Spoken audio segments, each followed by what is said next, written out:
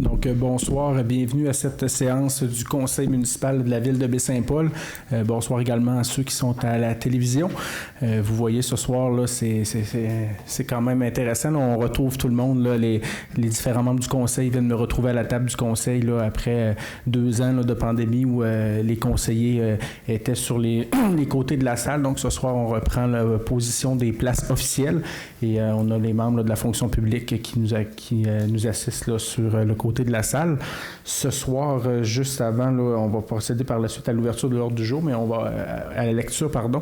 On va avoir les états financiers. On a le représentant, le vérificateur là, de la firme Aubé-Anctil et Associés qui va venir là, présenter les états financiers. Aussi, on a M. Tremblay, notre directeur des finances, qui nous accompagne ce soir, Mme Ménard du service du greffe et notre directeur général par intérim, M.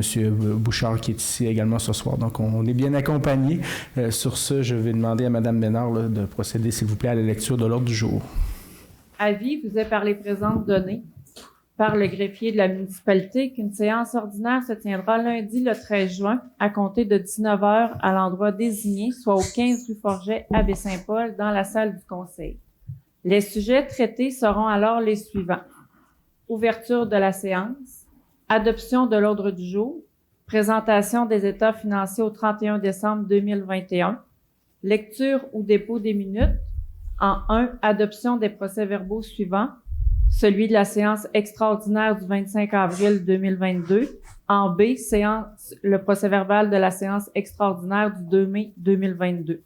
Dans la section règlement, en 1, adoption s'il y a lieu de la demande de dérogation mineure D 2022-09, Sentier de l'Équerre.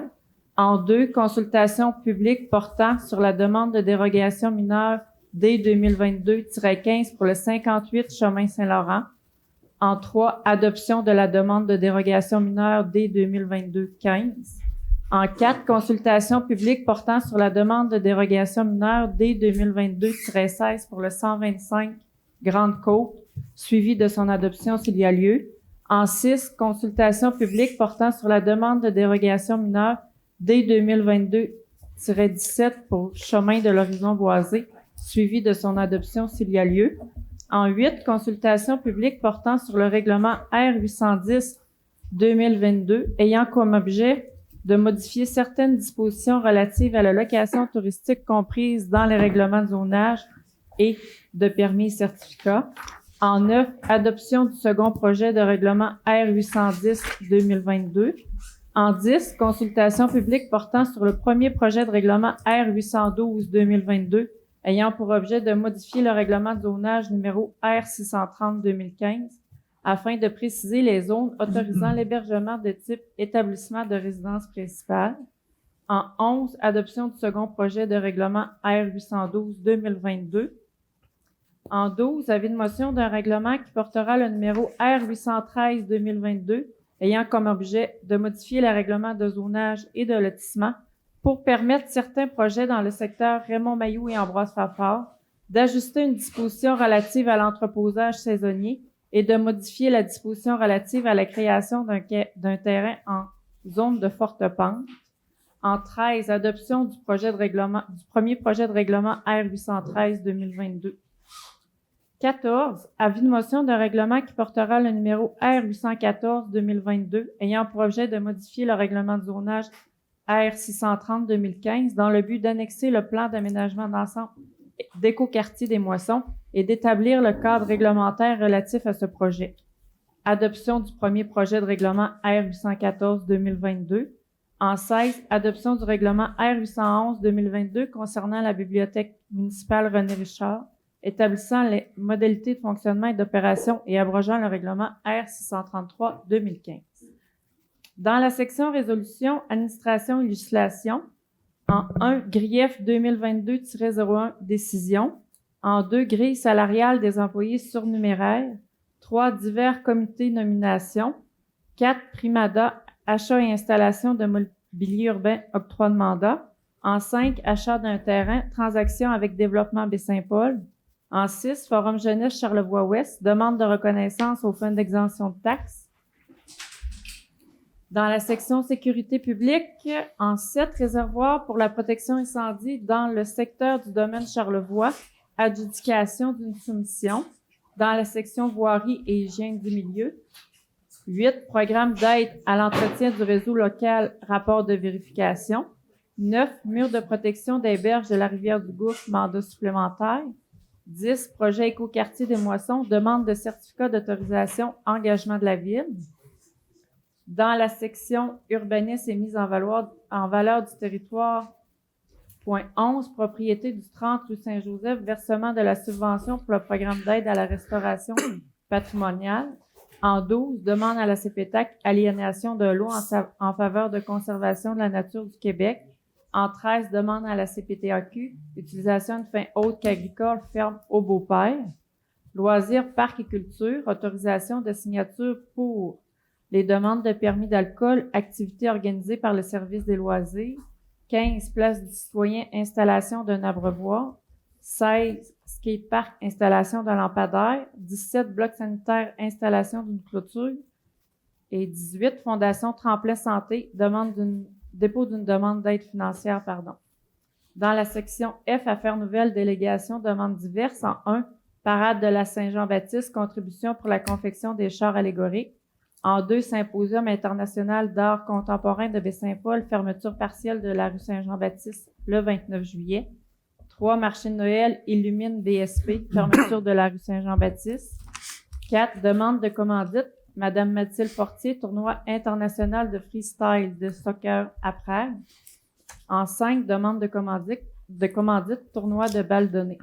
Correspondance, lecture des comptes de 25 000 et plus et adoption des comptes du mois de mai. Période d'intervention des membres du conseil, questions du public, levée ou ajournement de la séance. Merci, Mme Ménard. Est-ce que j'ai une proposition pour l'adoption de l'ordre du jour? Donc, c'est proposé par M. Boily et c'est secondé de M. Fizel. Donc, on serait maintenant rendu à la présentation des états financiers. Donc, je vais inviter là, M. Sébastien Roy de la firme comptable à prendre place à l'avant et d'effectuer, s'il vous plaît, la dite présentation. Donc, bonsoir à tous. Donc, encore une fois, cette année, on vient présenter les états financiers de la ville de Baie-Saint-Paul. Donc, ça nous fait très plaisir. Donc, cette année 2021, 31 décembre 2021 a été une année avec quand même quelques faits saillants. Là, on va regarder ça au niveau des chiffres ensemble. Vous allez avoir en même temps là, à l'écran quelques acétates pour supporter ma présentation. Il y a, donc comme à chaque année, j'essaie de faire ma présentation en fonction là, des gens qui connaissent plus ou moins le monde municipal, qui est quand même particulier. Si vous êtes habitué d'être en affaires, donc vous savez que le résultat dépend des revenus et dépenses. Mais dans le monde municipal, il y a un troisième élément qui arrive, qui sont les affectations. Et on va en parler justement là, dès le départ. Donc, on va faire ensemble un survol là, des résultats pour l'année 2021. Ensuite, on va faire un état là, rapide du bilan. On a fait une analyse là, avec le conseil ce matin, exhaustive. Et puis là, on va regarder ça un peu plus rondement ensemble. Donc, vous avez, commençons déjà avec évidemment les revenus de fonctionnement. Donc, vous avez là, comme à chaque année, on vous présente un peu les sources de revenus là, pour la municipalité, puis on voit que la très grande majorité des revenus proviennent des taxes municipales. En fait, les deux premières lignes du tableau, donc la première étant les taxes municipales comme telles, et la deuxième, les compensations tenant lieu de taxes, qui sont des taxes municipales qui sont finalement payées par le gouvernement. Donc ensemble, comme vous voyez, là, donc 15 millions de taxes municipales, 2 millions de compensations, ça fait un total de 17 millions. Il y a un fait saillant cette année dans la ligne autres revenus que vous avez peut-être remarqué qui est négatif. Donc, je me dois de l'expliquer évidemment. C'est qu'on a eu le résultat de l'évaluation de l'hôpital cette année, un dossier qui durait quand même depuis plusieurs années. Et puis, on a eu un ajustement au niveau des revenus de taxes de 4 millions, dont 3 millions pour les années antérieures. Donc, la raison pour laquelle les autres revenus cette année sont négatifs là, de 2,6 millions, c'est dû à l'ajustement pour l'évaluation de l'hôpital là, qui nous a fait inscrire un revenu négatif, finalement, d'à peu près 3 millions. Donc, si on ne tient pas compte de cet ajustement-là pour les années antérieures, on rajouterait là, 3 millions au total d'en bas de 17 millions. Puis on se ramasserait là, un peu comme les années passées, à 20 millions environ de revenus là, pour l'année 2021 comme tel, revenus normaux. Donc, à 17 millions de taxes municipales sur 20 millions total de revenus, on a 85 grosso modo, là, des revenus de la municipalité qui viennent directement des taxes municipales, donc comme à chaque année. Donc, vous voyez l'importance là, des taxes municipales pour la municipalité, c'est l'essentiel, dans le fond, des sources de revenus. Les autres sources de revenus, vous les avez là. La seule qui est digne de mention serait peut-être l'imposition de droit avec qui inclut les taxes de mutation. Donc, quand on a beaucoup de transactions sur le territoire de la municipalité, bien, ça fait une augmentation là, au niveau de l'imposition de droit, comme on voit cette année. Alors, voilà pour les revenus. Le deuxième aspect qui entre dans le calcul du résultat de la municipalité, évidemment, c'est les dépenses. Donc, ça, c'est relativement simple à comprendre. Donc, on regarde les dépenses détailler les dépenses là, en vous montrant les différentes fonctions de la municipalité. Donc, ça peut vous aider peut-être à voir à quoi ça sert ou qu'est-ce que ça fait, une administration municipale. Donc, vous avez l'administration générale, évidemment. La sécurité publique là, qui comprend le service de police et de pompiers qui est là. Donc, vous avez les montants là, à côté où vous voyez le niveau du budget de ces fonctions-là. Le transport étant la voirie, évidemment. L'hygiène du milieu regroupe les services d'aqueduc, d'égout, les services d'ordures, récupération, tout ça ensemble. Santé et bien-être, on n'a pas grand-chose pour la ville de Baie-Saint-Paul dans cette fonction-là. Les dernières, donc l'aménagement, urbanisme et développement, qui comprend les montants qu'on paye là, pour Petite Franciscaine, gestion PFM, entre autres. Et loisirs et culture pour tous les services de loisirs, évidemment, et culture, bibliothèque, etc. Et le dernier, frais de financement. Alors, vous voyez comment c'est quand même assez bien réparti là, entre les différentes fonctions au niveau du budget. Et puis, on a un total là, de 16 975 000 de dépenses là, pour l'année 2021. Le troisième aspect, qui est particulier aux municipalités, qui rentre dans le calcul du résultat, ce sont les éléments, on appelle ça les éléments de conciliation des fins fiscales. Vous pouvez être surpris là, de voir qu'on parle de fiscalité, mais en fait, les taxes municipales, c'est comme un impôt. Alors, c'est à ce niveau-là qu'on parle de fiscalité. Donc, pour arriver au résultat qui va déterminer le taux de taxe pour l'année prochaine, évidemment, on doit parler de fiscalité. Alors, les éléments de conciliation des fins fiscales, bon, on doit inclure dans le calcul du résultat le remboursement de la dette à long terme. Bien que ce ne soit pas une dépense, c'est un remboursement de dette. Ces remboursements de dettes-là, bien, ils sont inclus dans la taxation municipale. Hein. Ils sont payés par, évidemment, vos taxes municipales. Alors, on l'inclut dans le calcul.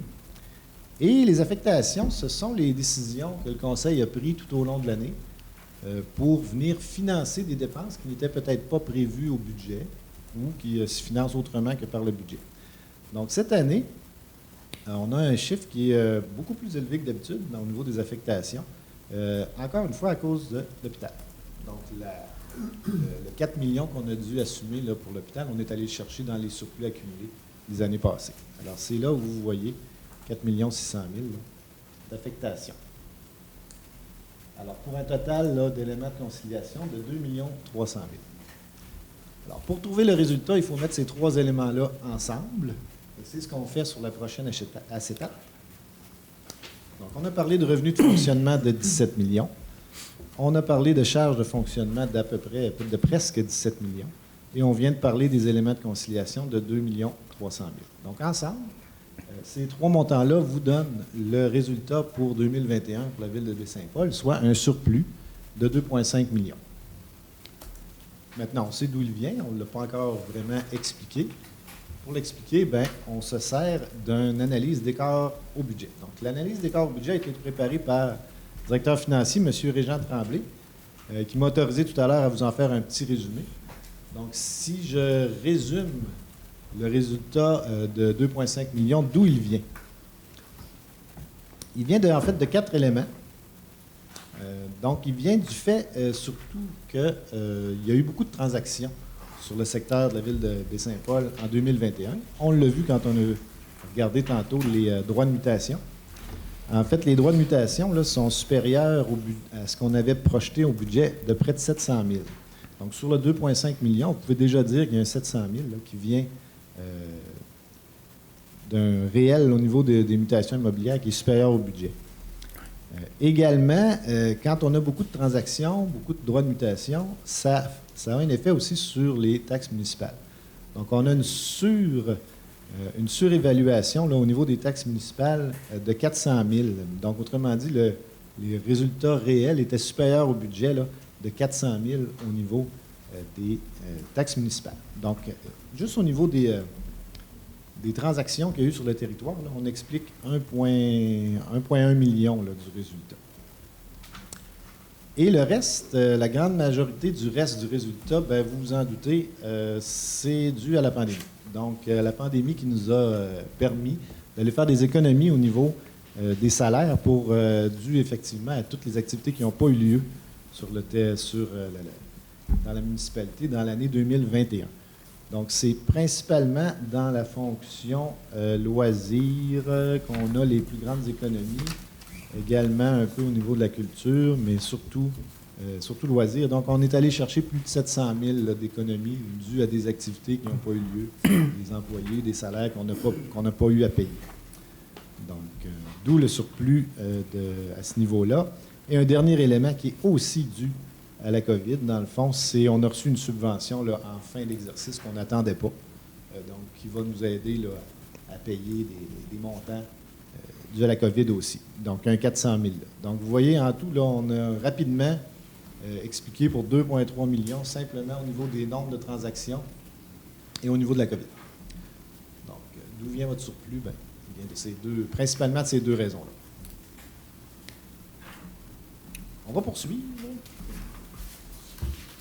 Donc, maintenant que vous connaissez votre résultat pour l'année 2021, on va faire un suivi un peu de l'état du surplus non affecté. Donc, comme dans toute entreprise ou organisme, là, le résultat de l'année vient s'additionner à ce qu'on avait d'accumulé dans les années passées. Donc, on avait commencé l'année 2021 avec le surplus de l'année passée là, de 5 300 000. Toutes les affectations mises ensemble, donc les utilisations de ce surplus-là qui ont été votées par le Conseil dans le courant de l'année à 5 millions viennent réduire le surplus accumulé. Le résultat de l'année vient l'augmenter et on finit l'année avec 2,7 millions. Donc, vous voyez que les affectations de 5 millions sont plus élevées là, que les années passées, en grande partie, encore une fois, à cause de l'hôpital. Donc, on est allé chercher 4 millions juste pour l'hôpital là, dans le surplus de l'année passée. Et vous avez à droite le surplus affecté avec le petit montant. On va passer rapidement les deux prochaines acétates. On va aller directement aux immobilisations.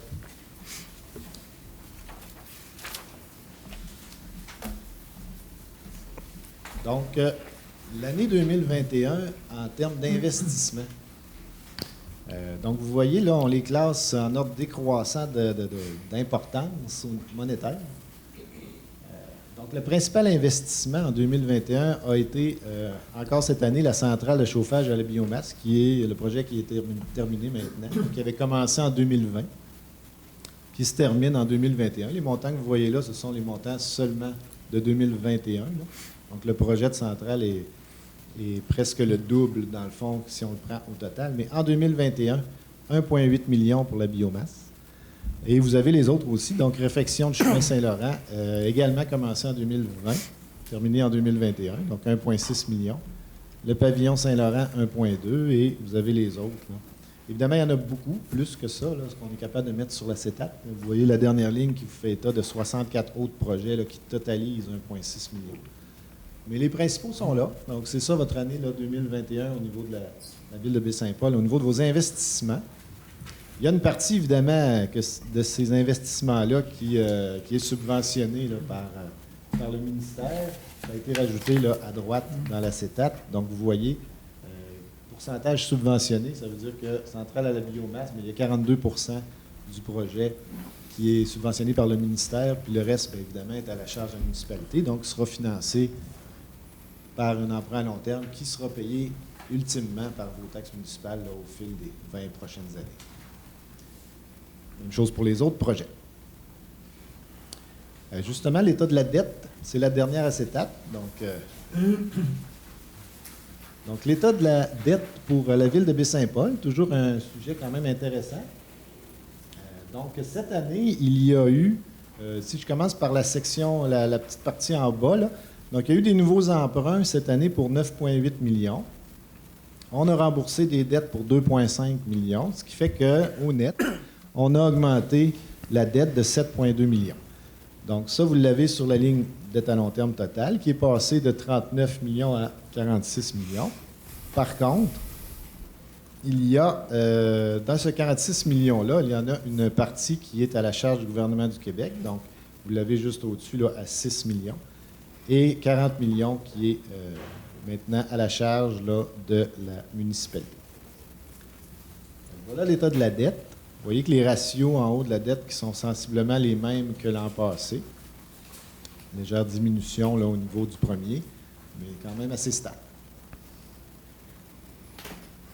Et avec ça, on a fait le tour du résultat, du bilan, de l'état de l'investissement et de la dette. Et vous en savez presque autant que moi là, sur les états financiers de la Ville de Saint-Paul. Merci, M. Roy. Est-ce que M. Tremblay, vous avez des commentaires à continuer? Non? Non, je pense que ça complétait bien la discussion. D'accord, merci. Donc, je ne sais pas s'il y a des questions qui seraient... on pourrait prendre une période de questions immédiatement tout de suite, s'il y en a qui veulent avoir des questions sur le budget, puis il va y avoir une autre période de questions là, à la fin de la séance pour les autres sujets. Donc, pas de questions. Donc, en même temps, je vais déposer le discours, le rapport du maire. C'est ça, c'est la loi là, qui oblige là, le maire à commenter les états financiers lorsqu'ils sont déposés là, annuellement. C'est clair que ça va se répéter un petit peu. Là. Les chiffres, je peux pas dire des choses qui n'ont pas été dites ou encore dire d'autres chiffres. Donc, c'est sûr que cette année, l'an dernier, plutôt l'année 2021, mais c'est une année qui est exceptionnelle là, dans tous les sens du terme. C'est une année aussi qui a été touchée par la pandémie de COVID-19, fait que ça a eu quand même là, des effets autant négatifs sur plusieurs choses. On sait que la COVID, on aurait bien aimé ça, ne pas vivre cette pandémie-là. Au niveau comptable, c'est sûr que ça a eu quand même là, certains effets. Là. Notre vérificateur l'a mentionné tantôt. On parle là, de près de autour de 700 000 là, au niveau du service des loisirs et de la culture qui ont été économisés, si on peut dire ça comme ça. Malheureusement, il y a eu quand même plusieurs membres du personnel qui ont été mis à pied. On pense à tout le secteur là, des cours de piscine, les sauveteurs, les moniteurs de natation, tout ce qui était les activités sportives, la gymnastique, tout ce qui se déroulait à l'aréna. Les pavillons sportifs étaient fermés, fait que ça fait en sorte qu'il y a eu des économies de coûts là, dans ce qui était budgété. Cependant, je tiens quand même à souligner là, la qualité du travail qui a été fait là, par la fonction publique dans tous les services. Il y a eu les services municipaux de base ont été maintenus, les routes étaient déneigées, il y a certains parcs extérieurs aussi qui étaient entretenus, donc il y a eu quand même plusieurs services aussi au niveau de l'hôtel de ville, que ce soit les permis en urbanisme, le service des finances, bien, les gens ont continué à travailler. C'est sûr que ça a été un aménagement différent, le télétravail, mais il fallait quand même que le service aux citoyens se poursuive et il y a eu quand même la mission accomplie. Donc, je félicite les différents employés de l'organisation qui ont mené à bras, dans le fond, là, pour que les services puissent se dispenser.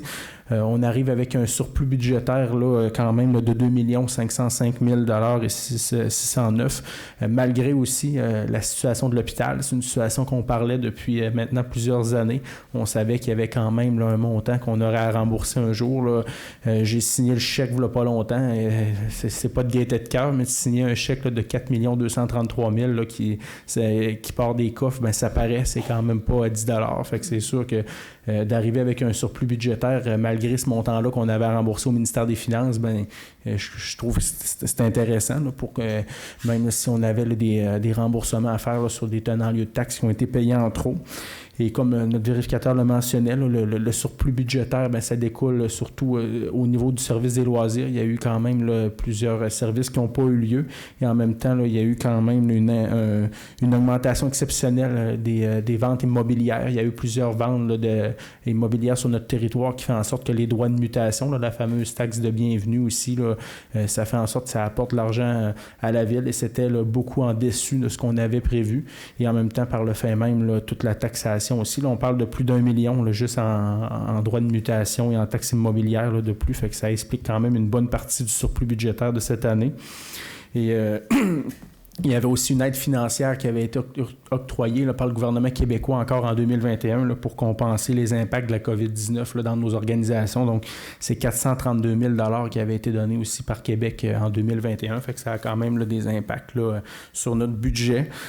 Et c'est sûr que si on regarde au global, bien, je crois que la situation financière de la Ville au 31 décembre 2021 bien, est positive, mais je pense qu'on doit tout de même user de prudence. Il ne faut pas non plus aller là, sur le gaz, comme on dit, et dire on ouvre les valves. Là.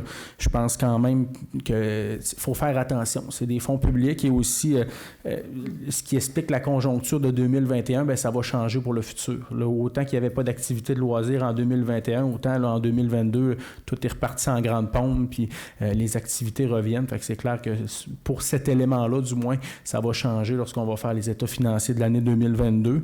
Et c'est sûr que les droits de mutation, c'est favorable. On est content de voir ça quand ça arrive comme ça, mais ça ne veut pas dire que ça va se maintenir dans le temps. Là, c'est des données là, qui sont quand même aussi... qui font en sorte que la Ville a un élément de contrôle qui est très, très limité là-dessus. Fait qu'on ne peut pas se fier non plus pour dire, équilibrer nos finances, il y a tant de droits de mutation, on va se fier sur ça. Donc, je pense qu'il faut faire attention à ce niveau-là. Et il faut faire attention aussi, il faut demeurer vigilant là, dans tout ce qui touche le maintien des actifs, puisqu'on le sait, là, la hausse du coût des matériaux, ça touche tout le monde. Moi, si la Ville va acheter là, un 2x4 à la quincaillerie, on paye le même prix qu'un citoyen. Fait que c'est sûr que la hausse du prix des matériaux, ça vient nous toucher aussi. La hausse aussi de la main-d'œuvre. Fait que lorsqu'on fait des travaux au niveau de l'organisation, il y a des dépassements de coûts aussi. C'est sûr que ça coûte plus cher aussi. Fait qu'on a à faire attention à ce niveau-là dans toutes les réparations puis tout ce qu'on va entreprendre comme grand chantier dans les prochaines années. Cependant, c'est clair que c'est des enjeux. Le maintien des actifs doit se faire. Si on a un réseau d'aqueduc qui prend de l'âge, il faut faire les travaux pareils. Lorsqu'on a des bâtiments aussi qui datent des années 70, il faut qu'on mette de l'argent également pour qu'on puisse avoir des bâtiments au goût du jour et l'économie d'énergie, tout ça aussi. Malgré l'augmentation de la dette aussi, on voit là, la dette, là, on mentionnait là, 46 563 000. Cependant, il faut mentionner, c'est important, ça a été mentionné par le vérificateur, mais je le mentionne une seconde fois. Il y a une somme de 6 346 000 qui est à la charge du gouvernement du Québec. Fait que ça fait en sorte que c'est le gouvernement là, qui a cette partie-là de dette là, à sa charge. Donc, la dette vraiment de la Ville de Baie-Saint-Paul est de 40 216 000. Et c'est vrai que la dette est en augmentation, mais je pense qu'on a quand même investi de façon marquée dans les infrastructures au courant de l'année 2021. Il y a quand même une nomenclature de projets qui a été faite tantôt. Les gens du Rang-Saint-Laurent, par exemple, sont bien contents qu'on ait refait ce chemin-là. C'est de l'argent qui est investi. Et les routes, si ce soir, je vous demandais quelle route a besoin d'être refaite, je pense qu'on va coucher ici. On a plusieurs routes qui ont besoin d'être refaites à Baie-Saint-Paul. Et c'est sûr que oui, c'est la dette augmente, mais en même temps, il faut prendre soin de nos infrastructures.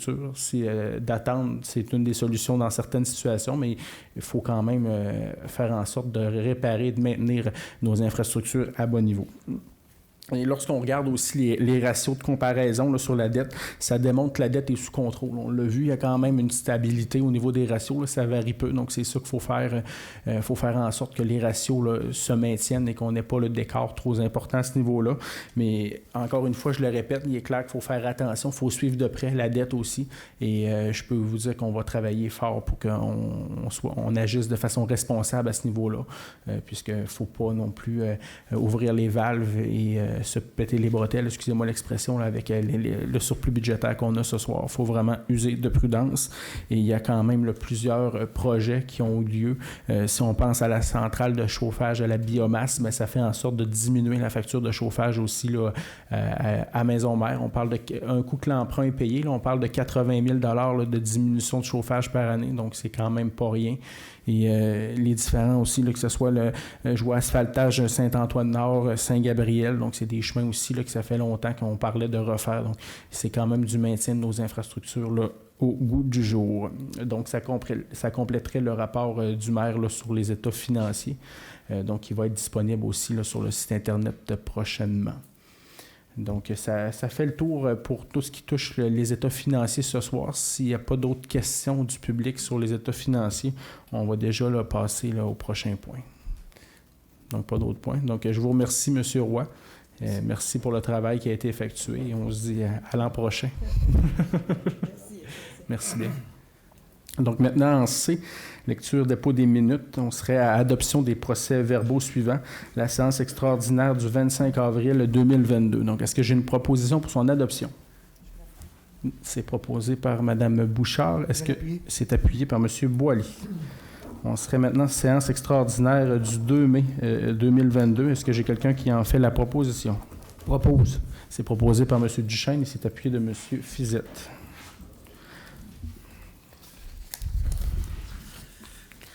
Maintenant, en dérèglement, adoption s'il y a lieu de la demande de dérogation mineure D 2022-09 pour le sentier de l'équerre. Donc, c'est une demande que ça fait 2 fois qu'on reporte. Et oui, ce soir, il y a une décision.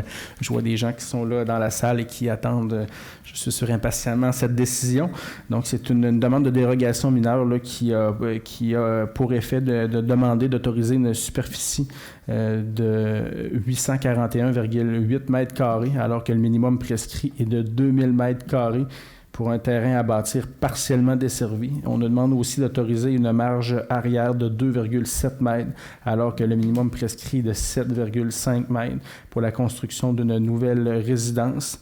Il y avait eu analyse du comité consultatif d'urbanisme. On nous mentionnait qu'il y avait une superficie qui était inférieure à 50% du minimum requis et que l'acceptation de la dérogation mineure, là, selon le comité consultatif d'urbanisme, on nous mentionnait que ça créait un précédent là, pour si on avait d'autres demandes là, dans le futur.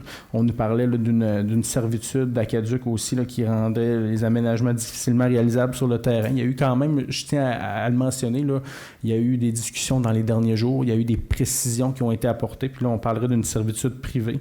On nous mentionnait aussi là, que la majorité des arbres là, seraient abattus pour permettre la construction. Cependant, là, de ce que je comprends, c'est que c'est pas le cas. Et les arbres qui seraient abattus, ce serait vraiment ceux qui doivent, qui sont malades, si on peut dire ça comme ça. À bout d'âge, oui, et que la résidence, on parlait qu'elle serait extrêmement visible, la voie de circulation, ça ne serait pas nécessairement le cas non plus. Donc, il y avait quelques considérants. Par la suite, le CCU nous recommandait là, de refuser la demande de dérogation mineure. Et là, ce soir, là, au niveau du conseil, là, on irait de l'avant pour autoriser là, cette demande de dérogation mineure là, telle qui est présentée par le requérant. Donc, est-ce que j'ai une proposition pour accepter tel que demandé par le requérant? Donc, c'est proposé par M. Boily, c'est appuyé de M. Fizette. Donc, ça va pour tout le monde? Donc, cette demande est acceptée. Ça fait plaisir. Et je tiens à mentionner aussi qu'il y avait eu là, le dépôt aussi là, d'une liste de signatures là, des gens du voisinage là, qui mentionnaient aussi qui étaient en accord là, du projet. Et c'était aussi sur le chemin à l'arrière. Donc, ce qui était mentionné, là, il y a eu vraiment là, un changement là, ça fait en sorte qu'il y a beaucoup moins de considérants là, lorsque étudiés par le CCU. Maintenant, en 2, consultation publique portant sur la demande de dérogation mineure D 2022-15, c'est le 58 chemin Saint-Laurent. On nous demande d'autoriser l'implantation d'une piscine hors terre de 18 pieds de diamètre en cour avant principale, alors qu'il y a interdiction. On nous mentionne aussi que la résidence est située très loin de la voie de circulation, que la piscine ne sera pas visible de celle-ci et qu'un boisé là, va dissimuler la piscine. Et c'est le seul emplacement possible là, selon la topographie du terrain. Il y a eu une visite aussi qui a été faite là, par le service d'urbanisme et on confirme que les raisons là, qui sont évoquées par le requérant là, sont véridiques. Et les dispositions réglementaires peuvent faire l'objet là, d'une demande de dérogation mineure. Et si le Conseil va de l'avant avec cette demande, il n'y aurait pas de préjudice là, pour les gens du voisinage. Le comité consultatif d'urbanisme nous recommande d'adopter cette dérogation mineure. On est en consultation publique, donc est-ce qu'il y a des gens qui sont en lien ici avec cette demande et qui aimeraient se faire entendre? Non. Donc, je vais clore cette période de dérogation, de consultation, et je vais demander au Conseil là, si on est prêt à aller de l'avant. Est-ce que j'ai un proposeur? Donc, c'est proposé par M. Besson. Est-ce que c'est appuyé? J'appuie. Donc, c'est appuyé par M. Duchesne.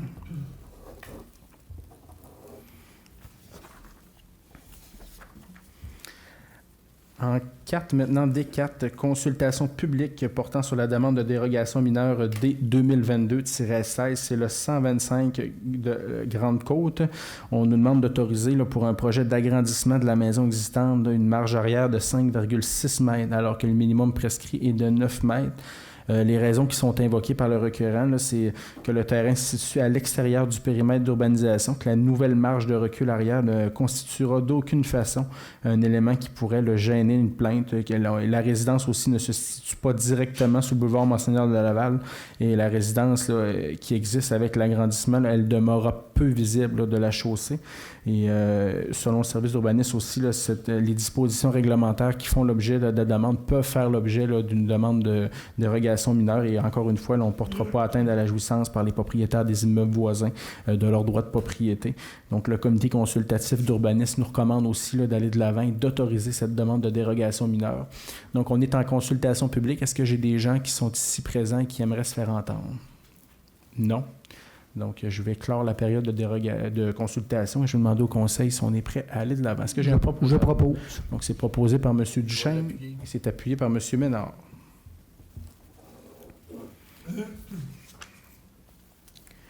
En 6, consultation publique portant sur la demande de dérogation mineure D 2022-17, c'est pour le chemin de l'Horizon Boisé. C'est une demande de dérogation mineure là, qui nous demande d'autoriser une aire de stationnement là, qui empiète sur une largeur de 10,97 mètres devant la façade principale du bâtiment, alors que le maximum prescrit est de 1,50 mètres. On nous mentionne aussi là, que la topographie du terrain et l'implantation proche de la résidence font en sorte que c'est le seul emplacement possible pour cette aire de stationnement. Il y a déjà aussi un accès au terrain existant là, qui est sur la partie gauche du terrain. On mentionne aussi que l'aménagement d'une seconde entrée là, a déjà été réalisé en bordure du chemin de l'Horizon Boisé sur la partie droite du terrain et que l'aménagement là, d'une deuxième entrée, là, ça vient créer une situation qui est non réglementaire à notre législation. Pour un usage là, d'un groupe d'habitation de moins de 4 logements, avoir 2 accès au terrain, bien, c'est ça, au terrain sur chaque rue, ça ne marche pas. Et les dispositions réglementaires, bien, ça peut faire l'objet d'une demande de dérogation mineure dans cette situation-là. Le comité consultatif d'urbanisme a analysé la demande et nous recommande d'accorder conditionnellement cette demande de dérogation. Et le conditionnel, là, c'est à ce que l'accès au terrain gauche soit retiré afin de respecter les dispositions générales là, qui sont relatives aux accès de terrain selon notre réglementation. Donc, on est en consultation publique aussi. Est-ce que j'ai des gens qui sont présents en lien avec cette demande? Non. Donc, je vais clore la période de consultation publique et je vais demander au conseil si on est prêt à aller de l'avant avec la demande telle que recommandée là, par le comité consultatif d'urbanisme. Donc, est-ce que j'ai quelqu'un qui en fait la proposition? Je vais le proposer. Donc, c'est proposé par M. Boily et c'est appuyé de M. Fizet.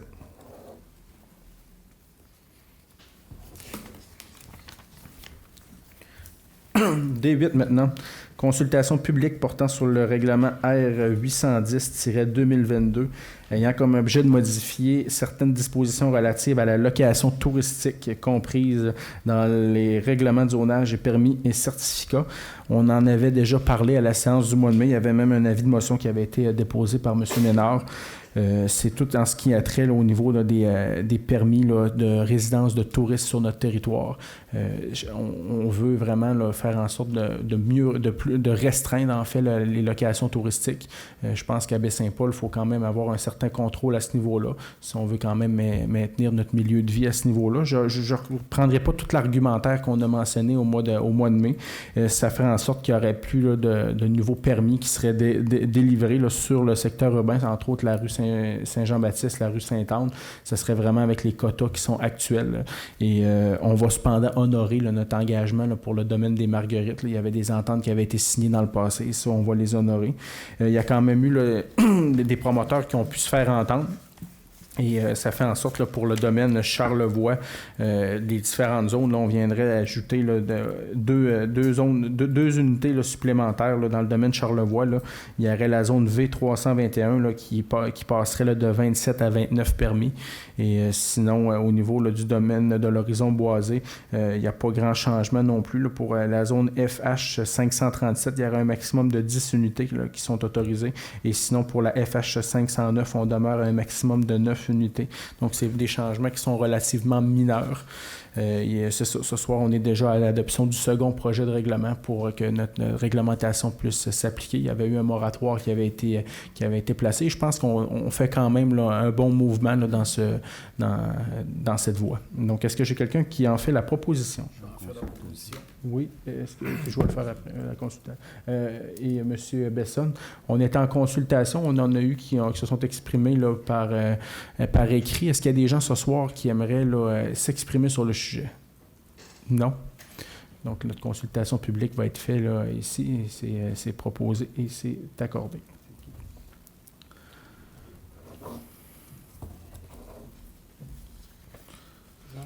Jean-François Bibesson. Ah oui, c'est ça.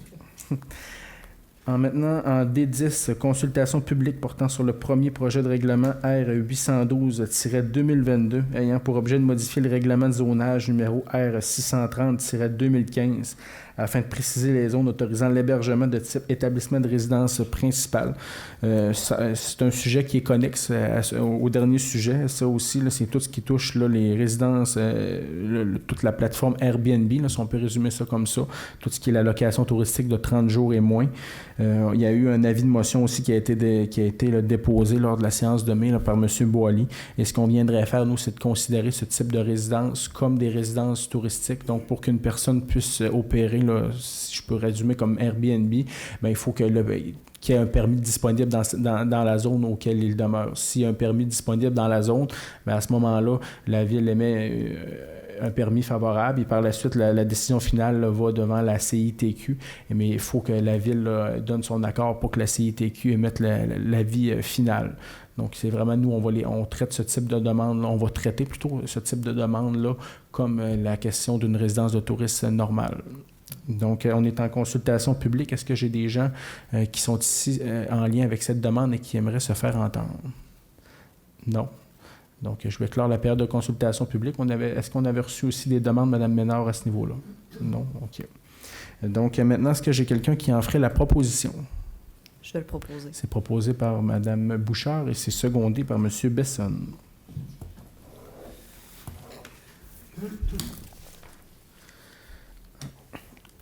En 12, maintenant, avis de motion d'un règlement qui portera le numéro R813-2022 ayant comme objet de modifier les règlements de zonage et de lotissement pour permettre certains projets dans les secteurs Raymond-Mailloux et Amboise-Fafard d'ajuster une disposition relative à l'entreposage saisonnier et de modifier la disposition relative à la création d'un terrain en zone de forte pente. Donc, c'est un règlement en urbanisme. Ça, c'est un omnibus. Ce qu'on vient faire, c'est qu'on vient ajouter là, plusieurs sujets pour qu'on puisse tous les modifier là, en même temps.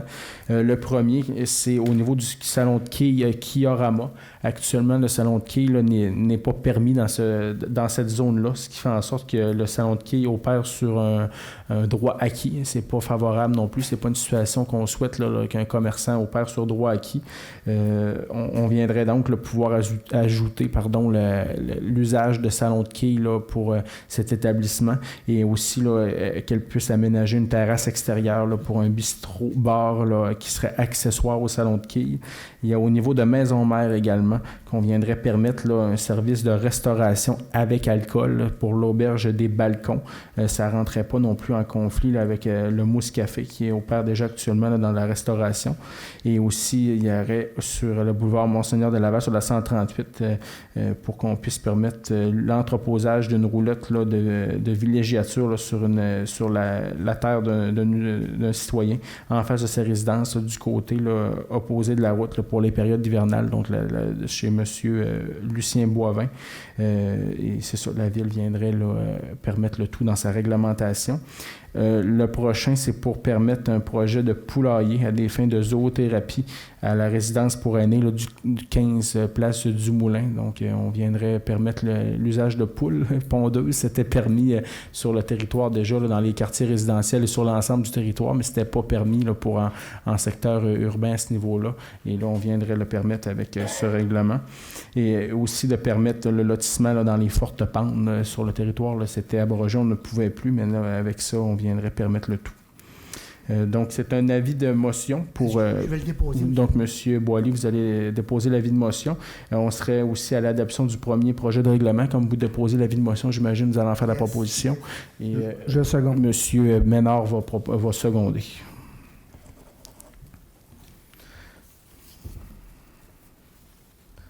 En 14, maintenant, avis de motion d'un règlement qui portera le numéro R814-2022, ayant pour objet de modifier le règlement de zonage numéro R630-2015, dans le but d'annexer le plan d'aménagement d'ensemble Écoquartier des Moissons et d'établir le cadre réglementaire relatif à ce projet. C'est dans tout le projet là, du promoteur M. Yves Simard, tout le projet qui se déroule actuellement dans ce terrain-là.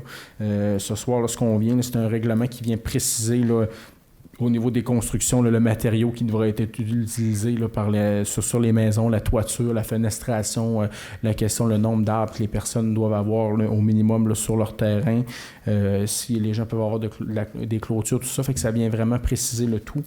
Et on en est, c'est ça, à l'avis de motion. Donc, il y a un PAE aussi là, qui a été là, un plan d'aménagement d'ensemble qui a été déposé là, par le promoteur et qui a été là, accepté là, par le conseil à la séance de mars dernier. Et le règlement là, du zonage là, doit là, être modifié pour annexer ce plan-là et établir là, un cadre réglementaire pour ce grand projet. Et c'est ça. Donc, est-ce que j'ai quelqu'un là, qui dépose l'avis de motion? Je vais le proposer. Donc, l'avis est déposé par Mme Bouchard. On est aussi à l'adoption du premier règlement. Donc, vous allez proposer le tout. Est-ce que j'ai un secondeur? Monsieur Besson. En D16, maintenant, adoption du règlement R811-2022 concernant la bibliothèque municipale René Richard, établissant les modalités de fonctionnement et d'opération et abrogeant le règlement R633-2015. Il y a eu un avis de motion qui a été déposé en mai. L'avis de motion, là, c'est vraiment, ça donne le signal que le conseil s'en va dans quelle voie. Lorsqu'on dépose un avis de motion, ça envoie un signal et par la suite, il y a des consultations puis on peut modifier le tout, mais c'est vraiment un signal lorsque je parle d'un avis de motion. Là. Et sinon, ce règlement-là, lorsque ça vient préciser la durée là, des prêts. Lorsqu'on prend un livre à la bibliothèque, le nombre de jours qu'on peut avoir le livre à la maison, les cartes de membres, les tarifs qui sont aussi là, facturés aux non-résidents, puisque tous les résidents de Baie-Saint-Paul, c'est gratuit lorsqu'on va à la bibliothèque municipale, mais des gens qui ne résident pas sur le territoire de Baie-Saint-Paul, bien, ça coûte 100 $ par année pour être membre de la bibliothèque. Ou si les gens ont plus de 65 ans, là, à ce moment-là, c'est 50 $. Donc, ce règlement-là vient tout préciser là, et aussi le fonctionnement, les règles à l'intérieur là, de la bibliothèque. Donc, est-ce que j'ai quelqu'un qui a fait la proposition? Donc, c'est proposé par M. Ménard. Est-ce que c'est appuyé? C'est appuyé par M. Fizette. En E, administration et législation. 1, grief 2022-01. Une décision. C'est clair que là, c'est des dossiers qui touchent les ressources humaines, le personnel. C'est clair que je n'irai pas dans les détails ce soir. C'est nominatif, ça concerne des employés. Tout ce que je peux vous dire, c'est ça, c'est que la recommandation là, est d'approuver l'orientation là, de la direction à ce niveau-là. Et le conseil irait là, de l'avant avec ça. Donc, est-ce que j'ai quelqu'un qui fait la proposition? Je vais le proposer. Monsieur Boilly, est-ce que c'est appuyé? C'est appuyé par Monsieur Fizette. E2, grille salariale des employés surnuméraires. Les employés surnuméraires, là, c'est les gens qui travaillent au niveau du bloc sportif, là, de la polyvalente Saint-Aubin, les moniteurs de la piscine, les surveillants sauveteurs, les professeurs de gymnastique, professeurs de judo, tous ces gens-là. Et eux, c'est ça, ces gens ils ne sont pas syndiqués, ils sont hors convention collective. Et actuellement, on a quand même des difficultés de recrutement. Et il y a certains là, emplois de cette classe, surtout les assistants sauveteurs, qui faisaient en sorte que lorsqu'ils étaient au premier échelon, bien, avec le salaire minimum qui augmente, bien, là, ils se retrouvaient là, en deçà du salaire minimum. Et lorsqu'on modifie une classe d'emploi, bien, il faut modifier d'autres classes d'emploi parce que sinon, il y en a qui gagnent plus que les autres. Fait qu'on vient là, ajuster le tout. Là. Et si on parle là, d'impact là, de moins de 2000 $ là, sur le budget au total, là, c'est sur un budget d'une organisation comme ça, là, c'est des impacts qui sont quand même assez limités. Et c'est recommandé aussi par le comité là, de loisirs et culture. Donc, est-ce que j'ai quelqu'un qui en fait la proposition? Oui. Par M. Fizette. Est-ce que c'est appuyé? C'est appuyé par M. Duchesne. En E3, divers comités nomination, bien, il y a eu un appel de candidature qui a été fait dans les derniers mois sur les gens qui voulaient s'impliquer dans différents comités de l'organisation. Ce soir, on viendrait pour certains comités là, procéder à des nominations. Donc, pour le comité consultatif d'urbanisme, donc les gens qui vont faire partie du comité au niveau des citoyens, M. Nicole Simard, Mme Myriam Fortin, M. Yvon Morin, M. Martin Laliberté, Madame Brigitte Cécile, M. Raphaël Nguyen et M. Gaston Tremblay. Donc, ça va être composé le nouveau comité consultatif d'urbanisme. À ceci s'ajoutent 2 conseillers. Donc, il y a M. Ghislain Boilly qui était déjà nommé d'office et M. Michel Fizet. Le maire aussi étant membre de tous les comités. Donc, il arrive à l'occasion là, que j'assiste également là, aux travaux du CCU. Pour le comité consultatif de développement durable, il y avait un siège vacant, donc c'est M. Francis Gagnon qui est nommé. Pour le comité municipalité Amis des aînés, Mme Cécilienne Lavoie. Comité jeunesse-famille, M. Francis Bouchard. Pour le comité de protection du ciel étoilé, M. Jean-Yves Germain, M. Hugues Lacombe et M. Robert Rousseau. Pour le comité là, sur le boulevard Leclerc, donc Mme Nathalie Houle, M. Raphaël Nguyen, et il reste encore 2 places là, disponibles qui devront être occupées là, par des commerçants ou des résidents là, directement du boulevard Leclerc, et ça, là, ça va être à venir. Et il y a d'autres comités, là, entre autres le comité du Boisé du Quai, où la composition du comité là, va se faire dans les prochains mois. C'est clair qu'on aurait aimé ça avoir un comité là, du Boisé du Quai fonctionnel pour l'été 2022. Il y a eu quand même plusieurs gros dossiers qui ont été réglés par le Conseil dans les derniers mois, ce qui fait en sorte que malheureusement, on n'est pas en mesure là, d'avoir le comité complet pour l'été 2022, ce qui ne veut pas dire par contre qu'il n'y a pas d'investissement qui se fait dans le secteur du boisé. Actuellement, on est à compléter, là, à mettre en place la tour d'observation. Et il y a aussi là, des mandats qui vont se donner là, pour qu'on puisse faire un petit ménage à l'intérieur du Boisé du Quai. C'est un lieu qui nous est cher et c'est pas parce que le comité n'est pas encore en place qu'il n'y a pas d'actions qui vont s'effectuer là, au courant des prochaines semaines. Donc, est-ce que j'ai quelqu'un qui fait la proposition pour les nominations des comités? Proposé par M. Ménard et c'est appuyé par M. Bessonne. En E4, Primada, achat et installation du mobilier urbain, octroi de mandat. On a reçu une subvention du gouvernement du Québec là, pour la municipalité là, Amis des aînés là, au montant de 56 050 $ pour, entre autres, mettre en place là, des bancs et des stations d'ombre de repos, surtout là, dans le secteur du chemin des Sœurs. Le soumissionnaire qu'on avait a décidé finalement qu'il ne pouvait plus faire le mandat, ce qui fait en sorte qu'on est retourné là, avec un autre soumissionnaire. Et là, ça fait en sorte que c'est plus bas, donc ce qui nous permet d'ajouter là, une zone d'ombre additionnelle ainsi que des supports à vélo en acier. Et on irait là, avec création Carlius, artisan récupérateur. Donc, c'est pour autoriser là, notre service des finances à débourser là, les sommes là, dès l'attribution du mandat. Donc, est-ce que j'ai quelqu'un qui en fait la proposition? Je vais le proposer. Proposé par Mme Bouchard et c'est appuyé de M. Fizet.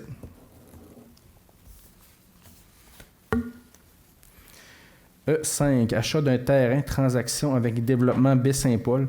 C'est tout ce qui touche le parc agro. On en a parlé tantôt, le quartier des Moissons. Là, c'est les terrains que la ville va acheter pour mettre en place son parc agro. Donc, c'est Développement Baie-Saint-Paul, là, qui est une compagnie là, qui est représentée par M. Yves Simard. Donc, on viendrait acheter là, un terrain là, de 266 837,34 pieds carrés à 1,54 1,50 du pied carré, ce qui fait en sorte un montant de 400 256 $ pour ce terrain-là.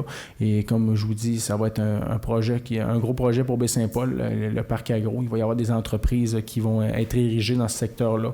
Et je pense que c'est quand même des opportunités qui sont intéressantes pour notre organisation. Et ça, c'est pris à même le surplus. Donc, est-ce que j'ai quelqu'un qui en fait la proposition? Proposé par M. Duchesne. Est-ce que c'est appuyé? C'est appuyé de M. Fizet. En E6, maintenant, Forum Jeunesse, Charlevoix-Ouest, demande de reconnaissance aux fins d'exemption de taxes. On en a traité quand même dans les dernières semaines, les derniers mois.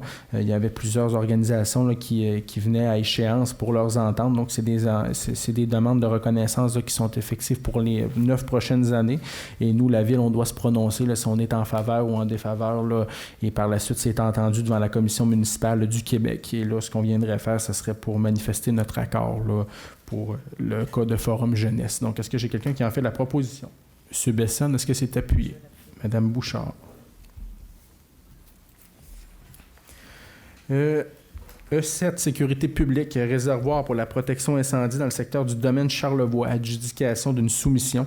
On en avait parlé aussi, un projet d'achat d'installer un réservoir d'eau en incendie de 100 000 litres pour la protection là, en cas de feu dans le secteur du domaine Charlevoix.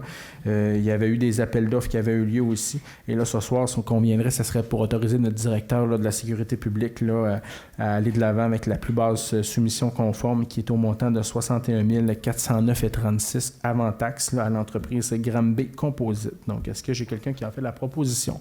Monsieur Besson, est-ce que c'est appuyé? Oui, je vais l'appuyer. Monsieur Ménard. Voirie et hygiène du milieu, programme d'aide à l'entretien du réseau local. C'est un rapport de vérification. Donc, on vient faire une résolution pour confirmer pour l'année 2021 là, qu'on a bel et bien reçu une subvention de 82 992 pour des dépenses qui étaient admissibles là, de 793 094. Donc, est-ce que j'ai quelqu'un qui en fait la proposition? Je le propose. Monsieur Duchesne est appuyé de Monsieur Fizette. E9, mur de protection des berges de la rivière du Gouffre, mandat supplémentaire. Ça aussi, c'est un sujet là, on a eu des discussions dans les dernières semaines, dans les derniers mois. Tout ce qui touche l'érosion des berges dans le secteur là, de la rue Saint-Jean-Baptiste, au niveau là, du centre-ville. Il y a un mandat qui avait été donné là, de 125 000 $.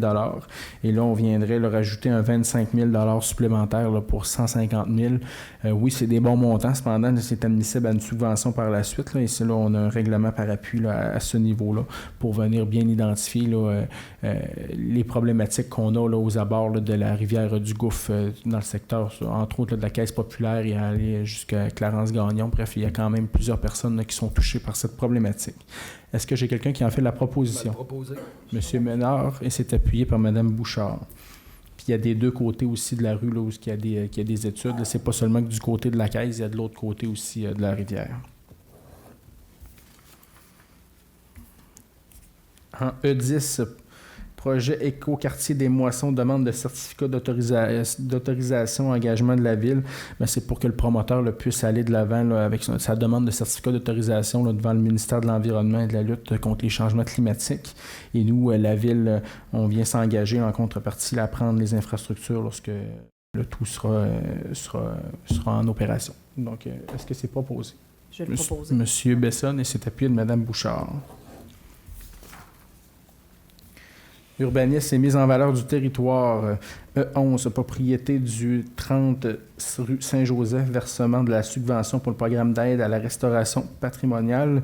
C'est pour des fenêtres, 12 fenêtres en bois et contre-bois qui ont été là, changées. On parle de travaux, là, ça fait beau, ça apporte un petit peu là, de changement à cette résidence. On parle de montants de travaux de l'ordre de 28 088 et 98 et ils sont éligibles pour une subvention là, de 10 000 $ dans notre programme. Là, 4 000 $ versés par la ville et le 6 000 $ là, par le ministère de la Culture et des Communications. Et c'est la ville qui est le gestionnaire de ce programme.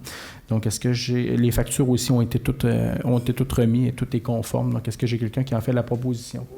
Monsieur Fuzette, et c'est secondé par Monsieur Duchesne. Demande à la Commission de protection du territoire agricole l'aliénation d'un lot en faveur de conservation de la nature du Québec. Donc, c'est dans le secteur du quai. Et c'est donc Mme Simard, là, qui est la propriétaire, là, qui s'adresse à la Commission de protection du territoire agricole pour aliéner là, à Conservation Nature Québec une partie, dans le fond, là, tout ce qui touche la plage, également là, une partie du quai. Et tout, on voit tout, là, aussi là, où se trouve le fleuve à ce niveau-là. Donc, nous, à la Ville, on serait en faveur de ceci. Et d'un autre dossier parallèle aussi, nous, il y a déjà des discussions à la Ville pour qu'on puisse acquérir là, la plage, puisqu'actuellement, la plage, bien qu'elle ait une vocation publique, si on peut dire ça comme ça, bien, ça reste que c'est un terrain privé. Donc, est-ce que j'ai quelqu'un qui en fait la proposition? Proposé. Proposé par M. Ménard. Est-ce que j'ai un secondeur? M. Besson. Demande à la Commission de protection du territoire agricole l'utilisation à une fin autre qu'agricole, ferme au Beaupère. C'est aussi dans le dossier qu'on a parlé tantôt là, de M. Boivin là, sur la 138. On a tantôt été de l'avant là, pour modifier notre zonage. Maintenant, là, on viendrait l'appuyer là, devant la Commission de protection du territoire agricole et pour qu'il puisse entreposer une roulotte de villégiature en période hivernale. Et c'est ça pour chaque année. En même temps, là, en allant de l'avant comme ça, là, actuellement, ce sentier là, est fermé, le sentier là, des Florents. Et là, en allant de l'avant avec ça, là, dès que le dossier sera ouvert à la CPTAQ, là, le chemin devrait être réouvert à ce niveau-là pour que les différentes personnes qui empruntent le sentier là, puissent retourner là, utiliser le sentier. Donc, c'est proposé par M. Boilly et secondé par M. Duchesne.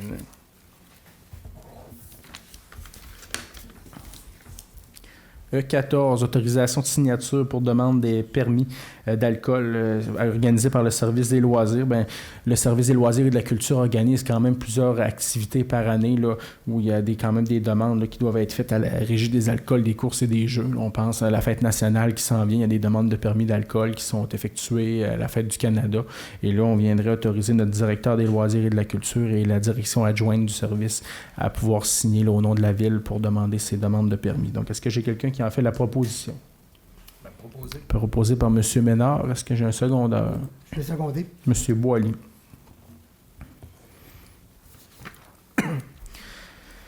E15, place du citoyen, installation d'un abreuvoir. On en avait parlé là, lorsqu'on est arrivé en place, le nouveau conseil, qu'on voulait ajouter là, des fontaines d'eau, des abreuvoirs là, sur notre territoire. Et là, on irait de l'avant là, pour un abreuvoir là, qui était prévu déjà au plan triennal en immobilisation. Ça serait dans le secteur de la place du citoyen, donc aux abords ici là, de l'hôtel de ville, donc au montant de 16 000 qui serait pris là même notre fonds de roulement. Donc, est-ce que j'ai quelqu'un? Madame Bouchard, est-ce que c'est appuyé? Monsieur Fizette.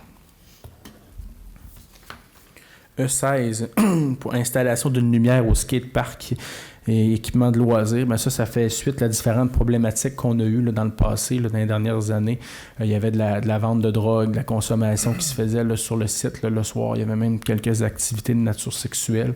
Il y a eu quand même plusieurs discussions là, qui ont eu lieu avec la Sûreté du Québec et c'est dans les recommandations aussi. Il y a des parents aussi qui nous ont appelés.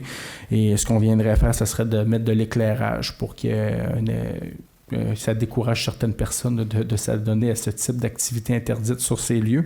Et on irait là, avec une subvention là, de la MRC, le Fonds régional ruralité, le FRR, qui est appelé là, un montant de 10 000 et en même temps, là, on prendrait un 3 000 supplémentaire là, dans le surplus affecté de 2021 pour un total de 13 000 Donc, est-ce que j'ai quelqu'un qui en fait la proposition? Je vais le proposer. Monsieur Ménard et c'est appuyé de Monsieur Fizette. E17, bloc sanitaire, installation d'une clôture. C'est dans le bloc sanitaire là, au centre éducatif Saint-Aubin, là, le chalet là, qui est aux abords du terrain de soccer. Ceux et celles qui empruntent la piste cyclable et qui passent là, pas loin voient qu'il y a quand même plusieurs choses entreposées dans le côté. Là. C'est pas ce qu'il y a de plus esthétique. Donc, ce qu'on viendrait faire, ce serait de rendre un petit peu plus intime en ajoutant une clôture. C'était déjà prévu dans notre plan triennal d'immobilisation pour 2023, mais là, on irait là, faire en sorte que ça soit là, mis cette année. Donc, c'est un règlement par appui là, qui date de 2018, donc au montant de 12 000 Donc, est-ce que j'ai quelqu'un qui en fait la proposition? Monsieur Duchesne, et c'est appuyé de Monsieur Fizette. E18, Fondation Tremplin Santé, dépôt d'une demande d'aide financière. C'est pour les saines habitudes de vie, l'activité physique. Là, c'est dans le cadre du camp de jour, l'été, là, du terrain de jeu, pour développer, comme je mentionne, les saines habitudes de vie. On viendrait là, déposer une demande de subvention là, de l'ordre de 2 500 $. C'est pour autoriser nos gestionnaires là, du service des loisirs et de la culture à procéder à la demande de subvention. Donc, est-ce que j'ai quelqu'un qui en fait la proposition? Madame Bouchard, est-ce que c'est appuyé? Appuyé. Monsieur Ménard. F, affaires nouvelles, délégation, demandes diverses, parade de la fête nationale, contribution à la confection de chars allégoriques. C'est pour permettre là, qu'on puisse verser 500 $ là, pour 4 chars allégoriques qui sont organisés, là, entre autres, par Mme Diane Amiotte. On parle d'un char pour la ville de Baie-Saint-Paul, un second pour le jardin d'enfants, un autre pour la gymnastique et l'autre pour l'acro-gym. C'est conçu là, par Mme Amiotte et plusieurs jeunes, donc je pense que c'est quand même un beau projet. Et ça, annuellement, on a l'habitude d'aller de l'avant avec ce type de demande. Donc, est-ce que j'ai quelqu'un qui en fait la proposition? Monsieur Duchesne s'est appuyé par Monsieur Boily. En même temps, j'en profite pour inviter les gens qui veulent participer là, au défilé de la Fête nationale. Ça s'en vient déjà. On est déjà le 13 aujourd'hui. La parade aura lieu le 24 juin. De communiquer avec le service des loisirs. Celles qui veulent s'inscrire pour avoir un char allégorique. Au niveau de la parade aussi cette année, il y a comme 2 trajets là, qui sont préparés. Là. Si les travaux de la 138 là, du boulevard Monseigneur de Laval sont débutés, puisqu'actuellement, là, il y en a beaucoup qui pensent que les travaux sont débutés, mais ce qui est débuté ce matin, là, c'est juste vraiment là, ce qui est au niveau de la côte Saint-Antoine. Ce n'est pas les travaux officiels là, de réfection de tout le boulevard Monseigneur de Laval. Là. Donc, si les travaux sont débutés à la Fête nationale, on a un nouveau trajet là, qui ferait en sorte de déplacer le défilé de la Fête nationale vers certains quartiers résidentiels, entre autres le Transim. Mais si les travaux ne sont pas commencés, bien, ça va être le trajet là, initial là, qui était plus au niveau du centre-ville, de la rue Sainte-Anne, de la rue Saint-Joseph. Donc, ça va être plus ce trajet-là là, qui va avoir lieu. Fait qu'encore une fois, j'invite les gens là, qui veulent participer au défilé de la Fête nationale à communiquer avec nos gens au loisir et à s'inscrire à ce niveau-là. F2, Symposium international d'art contemporain de Baie-Saint-Paul, fermeture partielle de la rue Saint-Jean-Baptiste le 29 juillet prochain. C'est pour l'ouverture officielle du symposium. On nous demande de fermer la rue Saint-Jean-Baptiste sur une partie entre 19h et 20h le vendredi 29 juillet prochain là, pour que les festivités là, puissent débuter là, au niveau du symposium. Et en même temps, c'est sûr aussi là, qu'on nous demande la collaboration de nos équipes, mais ça va en fonction des disponibilités de ces dernières. Donc, est-ce que j'ai quelqu'un qui propose? Proposé. Monsieur Ménard, est-ce que c'est appuyé? Je vais l'appuyer. Monsieur Boily. En F3, marché de Noël illumine Baie-Saint-Paul, fermeture de la rue Saint-Jean-Baptiste. On arrive à l'été, mais on est déjà en train de se projeter à Noël. C'est ça en gouvernance, on est à l'avance. Et pour le marché de Noël là, qui est organisé par l'Association des gens d'affaires, là, cette année, il y a quand même une bonification intéressante des activités là, avec le projet Illumine Baie-Saint-Paul. On a vu quand même quelques photos et ça va être assez original là, qu'est-ce qu'il va y avoir là, sur les bâtiments là, de la rue Saint-Jean-Baptiste, entre autres. Et ce qu'on nous demande, là, c'est de procéder là, à la fermeture de la rue Saint-Jean-Baptiste les soirs du 2 au 11 décembre entre 16h et 23h pour l'événement. Et en même temps, là, pour le montage et le démontage, là, il y aurait la journée du 29 novembre, du 30 novembre et du 1er décembre, là, que ce serait, et le 12 décembre, là, entre 9h et 16h, que la rue serait fermée là, pour qu'il puisse y avoir installation et démontage de ces activités. Donc, est-ce que j'ai une proposition? Proposé. Monsieur Duchesne et c'est appuyé de Monsieur Ménard. Demande de commandite, Madame Mathilde Fortier, tournoi international de freestyle de soccer à Prague. Comme on a l'habitude, on a un programme pour encourager aussi nos athlètes, là, ceux qui représentent la ville à l'extérieur. Et là, on viendrait là, donner 300 $ par biais d'une aide financière à Madame Mathilde Fortier, qui va représenter Baie-Saint-Paul là, à l'extérieur à Prague, là, dans une cadre d'une compétition de soccer internationale. Donc, est-ce que j'ai quelqu'un qui en fait la proposition? Je vais l'appuyer. Madame Bouchard et c'est appuyé de Monsieur Boily. En F5, demande de commandite de tournoi de balles données. Donc, c'est le tournoi de balles là, qui est organisé pour la 2e année là, en septembre prochain. On viendrait là, faire en sorte de permettre là, l'utilisation du terrain de baseball là, sans frais pour les gens qui organisent ce tournoi. Et ça a quand même bien marché l'an dernier. Il y a eu plusieurs équipes. Et ce qu'on nous dit cette année, là, c'est que ça marche encore plus. Donc, c'est quand même intéressant. Et là, on irait de l'avant là, pour leur permettre d'utiliser notre terrain gratuitement. Donc, est-ce que j'ai quelqu'un qui en fait la proposition? Monsieur Fizette et c'est appuyé de Monsieur Besson. Je tiens à mentionner aussi que les profits, là, s'il y en a à ce tournoi-là, vont à Vision... c'est-tu Vision d'Espoir ou c'est Mains d'Espoir? Les Mains de l'Espoir. Je les mets là. Maintenant, j'ai correspondance, donc c'est un dépôt, c'est le dépôt de la correspondance et tous les membres du conseil en ont eu copie et les questions ont pu être posées aussi là, plus tôt ce matin. On serait maintenant rendu H, lecture des comptes de 25 000 $ et plus. Donc, M. Bouchard, s'il vous plaît. Pour le fonds d'administration, Centre de services scolaires de Charlevoix, un chèque au montant de 32 728,81. Frais d'utilisation de la polyvalente, utilisation du bloc C. Ensuite, entreprise Jacques Dufour et Fils, 119 268,72. Principalement, c'est le contrat de déneigement et du ramassage additionnel. Netbank Loisirs, 46 173 $. Ça, c'est le remboursement là, pour le patinage artistique et le hockey mineur avec le logiciel Sport Plus. Ensuite, Golf Baie-Saint-Paul, 30 000, c'est la subvention 2022, ce qui fait un total de 348 170,53 pour les chèques de 25 000 et plus dans le fonds d'administration. Pour le fonds de dépenses en immobilisation, Centre de gestion complexe PFM, 205 000 $. Ça, c'est dans le cadre des travaux qui se déroulent là, au complexe PFM, puis la contribution de la Ville. Unibec, c'est un montant de 286 664,78 $. C'est le remboursement de la retenue pour le projet de biomasse. Drumco Énergie, 56 344,55 $. C'est l'achat de 2 génératrices pour répondre à une question, là. Il y en a une que c'est pour le bas de la baie et l'autre, c'est pour dans le secteur de la lumière. OK, merci. Ensuite, Stemtech Expert Conseil, 28 625,91 $. C'est des services professionnels pour le traitement des eaux usées, puis ensuite pour les travaux d'agrandissement là, de la caserne incendie. L'ESCON Construction Binet, 82 914,05 $. C'est essentiellement le pavillon Saint-Laurent. Ensuite, Construction Éclair, le projet là, de réfection de l'Aréna, phase 2. 1 170 785,83 $. Ce qui fait un total pour les chèques du fonds de dépenses en immobilisation d'1 253 699,88 $. Merci, M. Bouchard. Donc, est-ce que j'ai quelqu'un qui fait la proposition pour l'adoption des comptes? M. Besson, est-ce que c'est appuyé?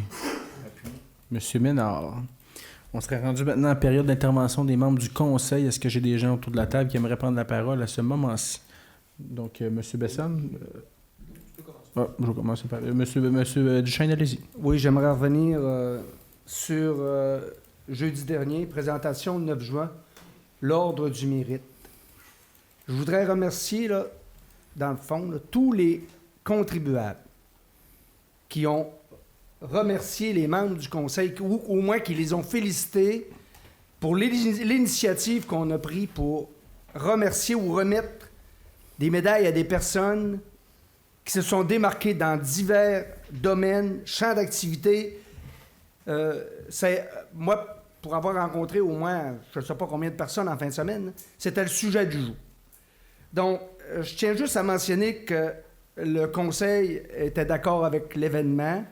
Et je tiens à mentionner aussi que c'était une initiative de notre maire. Oui, le Conseil l'a accompagné dans cet bel événement. C'est une démarche qui a eu beaucoup de succès et qui a été applaudie par plein de concitoyennes et concitoyens. Et je tiens encore une fois à saluer tous les lauréats. Il y aura sûrement d'autres événements de ce genre à venir. Et merci à tous ceux qui nous ont salué ce beau succès. Maintenant, au niveau des Grands Prix cyclistes, 3 jours cette fin de semaine. Plein de gens chez nous, plein d'activités. Je tiens à remercier, j'ai fait le tour encore une fois, pas partout, mais assez comme je pouvais. On a vu plein de bénévoles partout. C'est incroyable, les gens de notre communauté qui s'activent, qui donnent du temps envers ces activités-là. Et je tiens à mentionner aussi le travail des organisateurs. C'est incroyable le nombre d'heures qu'ils peuvent mettre dans ce type d'activité. ne pas oublier, là, j'étais sur Filion, là, le nombre de citoyens, de citoyennes qui participent, qui viennent encourager les coureurs, c'est incroyable. Il y a autant d'hommes que de femmes qui participent. Encore là, on tient à les féliciter. Et je tiens à mentionner, là, pour les gens, là, les retombées économiques de ce type d'activité dans une ville comme la nôtre, une fin de semaine complète, là, je pense que tous les contribuables, tous les gens d'affaires, tous les commerçants en retirent une certaine rétribution. Et donc, on est fiers de cet organisme-là qui travaille abondamment pour tenir ce genre d'activité. Et c'est important pour nous. Bravo, félicitations. Merci, M. Duchesne. Effectivement, je partage vos propos dans ces deux sujets. M. Boily. Juste pour aller également dans le même sens que M. Duchesne, moi, je remercie surtout, et beaucoup, les gens qui prêtent leur voiture, les commanditaires, mis à part la ville de Saint-Paul avec ses camions. Il y a toute Mazda, il y a Kia, il y a Jean-Roch Thibault, il y a Bumper to Bumper à laquelle j'ai vu des voitures en fin de semaine de service pour que le bien de cette compétition-là soit complété et complète en toute sécurité. Ça, là-dessus, on ne pense pas à eux, à ces gens-là, mais il faut quand même les remercier de leur apport là, technique et mécanique qui aide énormément le principe de ce genre de compétition-là. Voilà pour moi. Je vais me permettre de faire un petit aparté là, sur ce sujet-là. Là, tous ceux et celles là, qui se sont impliqués là, de près ou de loin là, dans l'organisation là, des grands rendez-vous cyclistes, que ce soit là, au Genévrier, dans les compétitions de vélo de montagne ou le Grand Prix cycliste qui a eu lieu sur route cette fin de semaine, je pense que ça vaut la peine de le souligner. Là, c'est quand même beaucoup de travail pour les bénévoles, les organisateurs, les commanditaires, les partenaires. Mais je pense que c'est quand même... On a une belle réputation à ce niveau-là. Et là, je ne répéterai pas tout ce qui a été dit, mais les impacts positifs pour notre milieu là, sont indéniables, à mon avis. Madame Bouchard? Oui. Moi, je vais aller vraiment vers un autre sujet. Donc, je sais qu'on a eu beaucoup de questions, là, entre autres, M. Duchesne, il y a eu beaucoup de questions par rapport à plusieurs citoyens, par rapport au logement abordable. Seulement vous dire... c'est un dossier qui me tient particulièrement à cœur. Et d'ailleurs, je fais partie là, du comité. Il y a un comité de citoyens qui a été formé pour créer des logements abordables. Et il faut bien comprendre que des logements abordables n'est pas des logements primodiques comme les HLM qu'on connaît souvent. Donc, ça, c'est des logements subventionnés, puis les gens paient... leur loyer est fixé en fonction d'un pourcentage de leur revenu, tandis que des logements abordables, c'est vraiment pour des gens qui ont un revenu là, moindre, mais qui ne sont pas nécessairement en pauvreté. Et nous, on travaille là, vraiment avec le comité de citoyens pour créer soit une coopérative ou un organisme à but non lucratif afin de pouvoir, là, puis je pense que ça, on peut le dire, là, on risque de leur donner là, un terrain pour pouvoir offrir ce type de logement-là qui manque énormément à Baie-Saint-Paul. Je fais un rappel souvent là, à mes collègues que, il ne faut pas oublier que le salaire moyen des citoyens de la ville de Baie-Saint-Paul, c'est de 34 000 $. Et pour répondre à un de mes collègues particulièrement, le salaire médian, qui est quand même parlant, est aux alentours de 38 000 $. Donc, on voit que c'est pas si élevé que ça, fait que c'est important. Et soyez certains que ça nous tient à cœur également. Là, tous les membres du conseil municipal sont d'accord avec moi pour dire que c'est un projet qui nous tient à cœur puis qu'on espère voir là, dans la prochaine année, sinon en tout cas la subséquente, mais qu'on travaille pour que ce soit rapidement mis en place.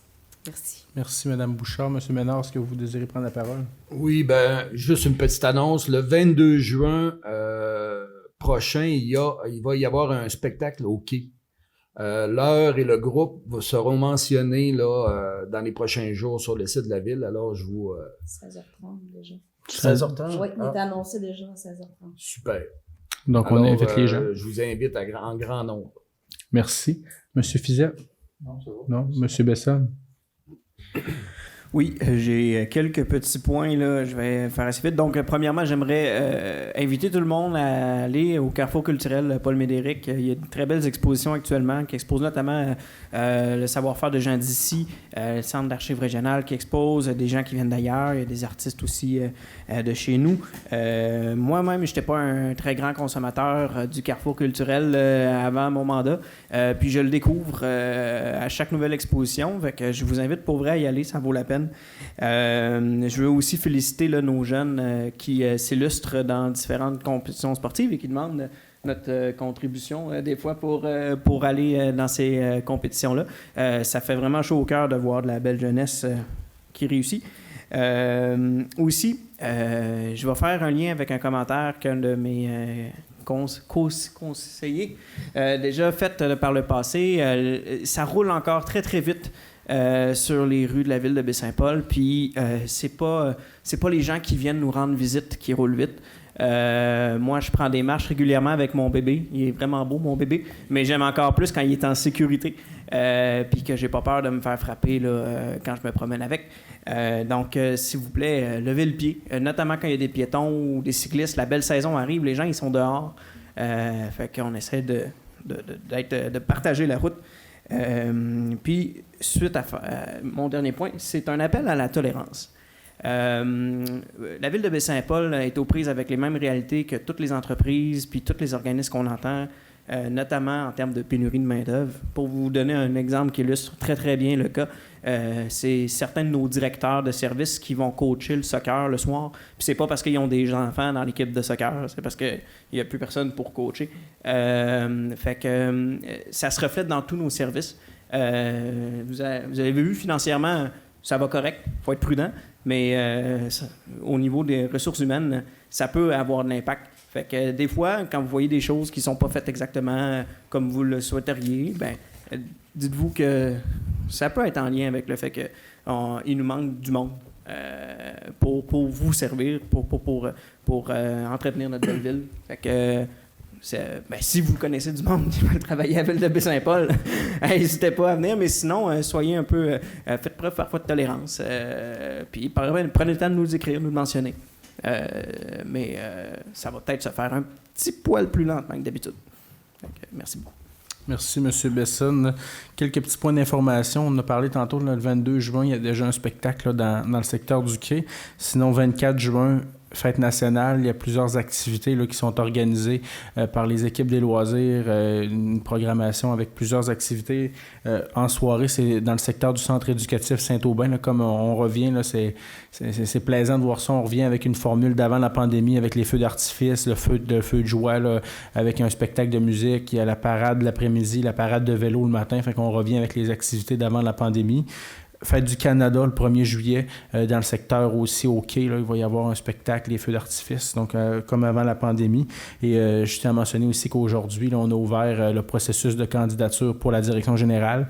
M. Bouchard le fait par intérim actuellement, mais aujourd'hui, on a ouvert officiellement le processus donc, de mise en candidature. Donc, les gens peuvent déjà postuler.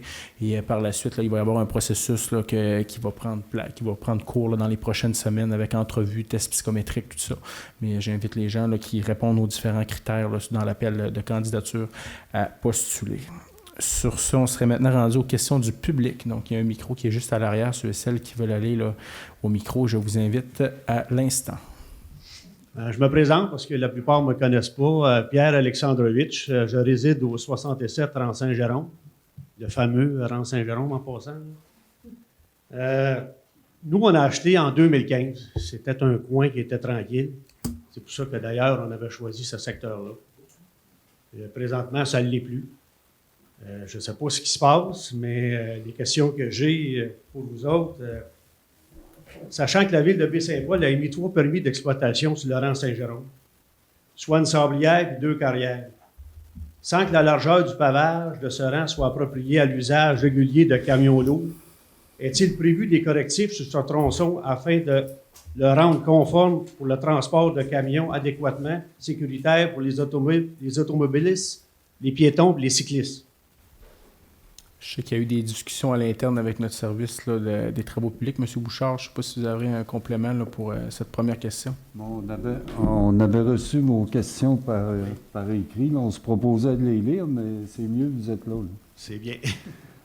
C'est sûr que dans l'immédiat, il n'y a pas de projet concret là, pour refaire là, ce tronçon, cette route-là, là, parce que la largeur actuellement est de 12 mètres, une route là, qui correspondrait aux normes là, pour la circulation des camions, des voitures, de piétonnes, cyclistes, là, ce serait au moins 15 mètres.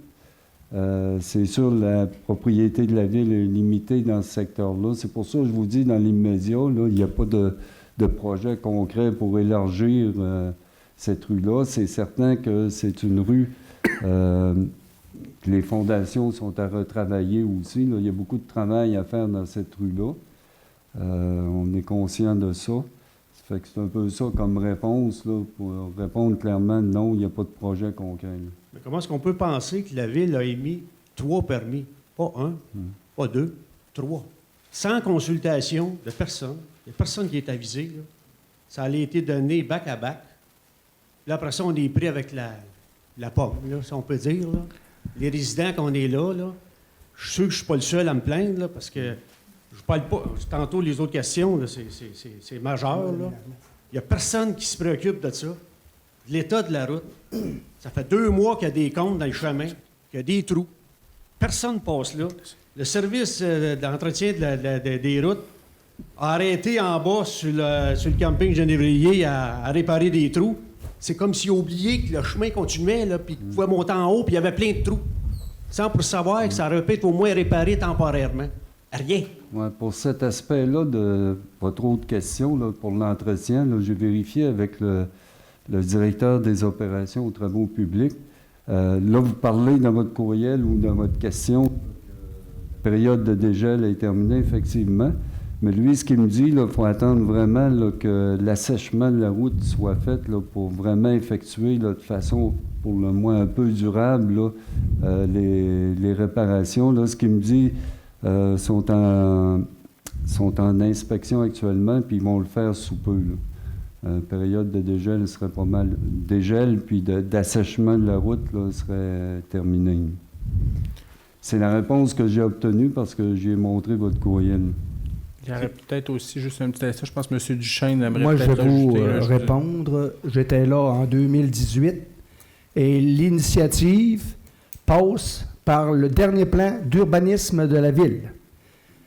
Elle a été soumise à un référendum, c'est-à-dire à une consultation publique qu'on a fait ici, et les gens étaient invités à venir signer le registre pour dire s'il était en accord ou non avec le nouveau plan d'urbanisme qu'on faisait.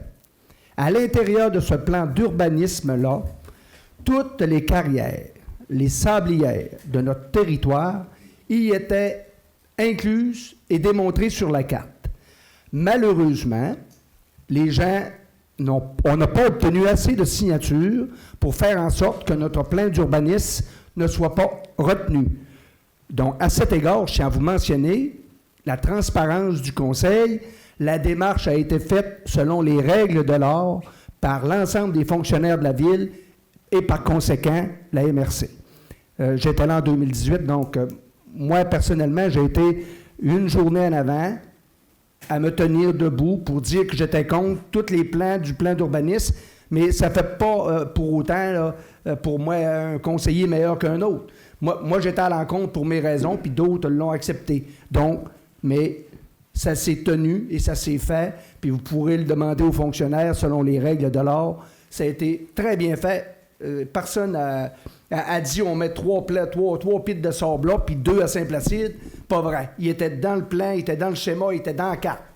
Sachant qu'il était dans le plan, vous saviez déjà que le chemin n'était pas adéquat pour justement recevoir du camionnage. Mais vous l'avez autorisé pareil.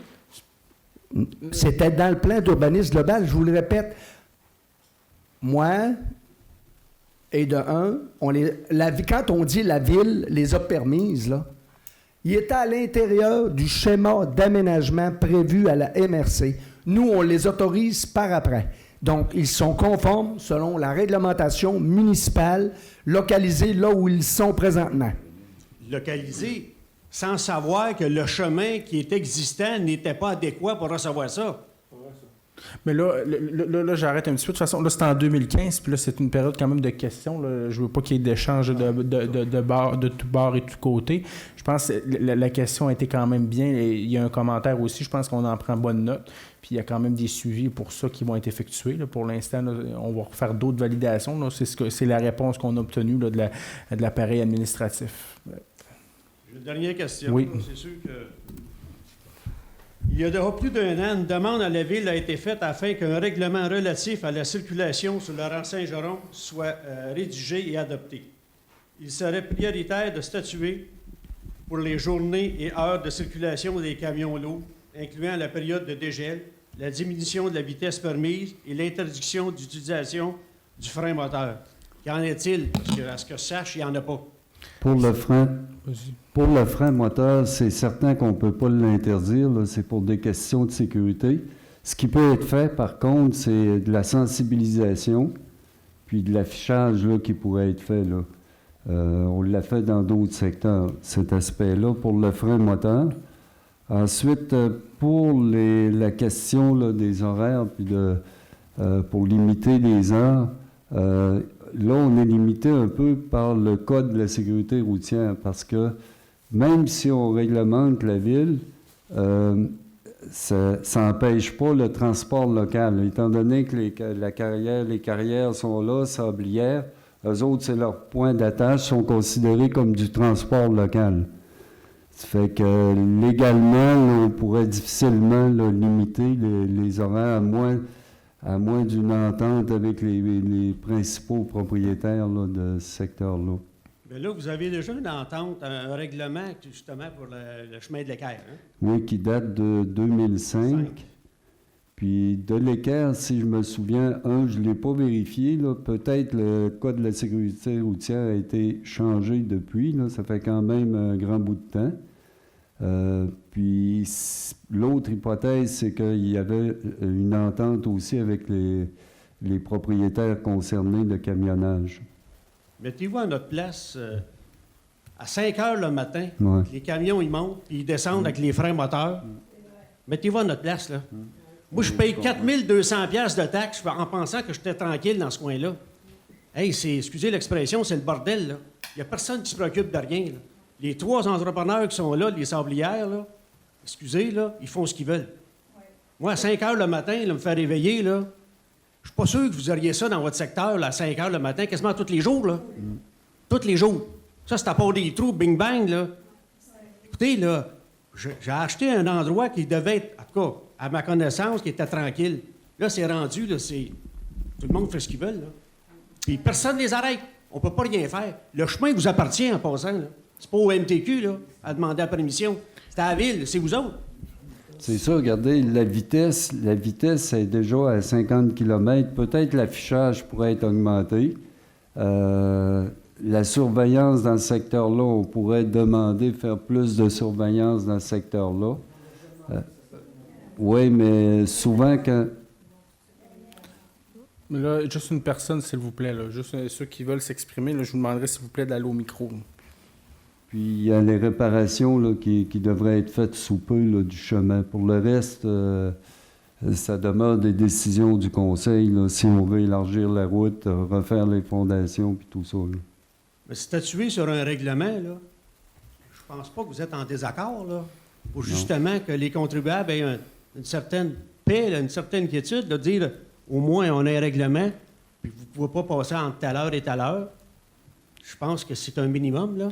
Si vous êtes capable de l'avoir en bas, sur le chemin de l'Équerre et autres secteurs, je l'ai vu, là, vous êtes capable de l'avoir en haut. Je pense que...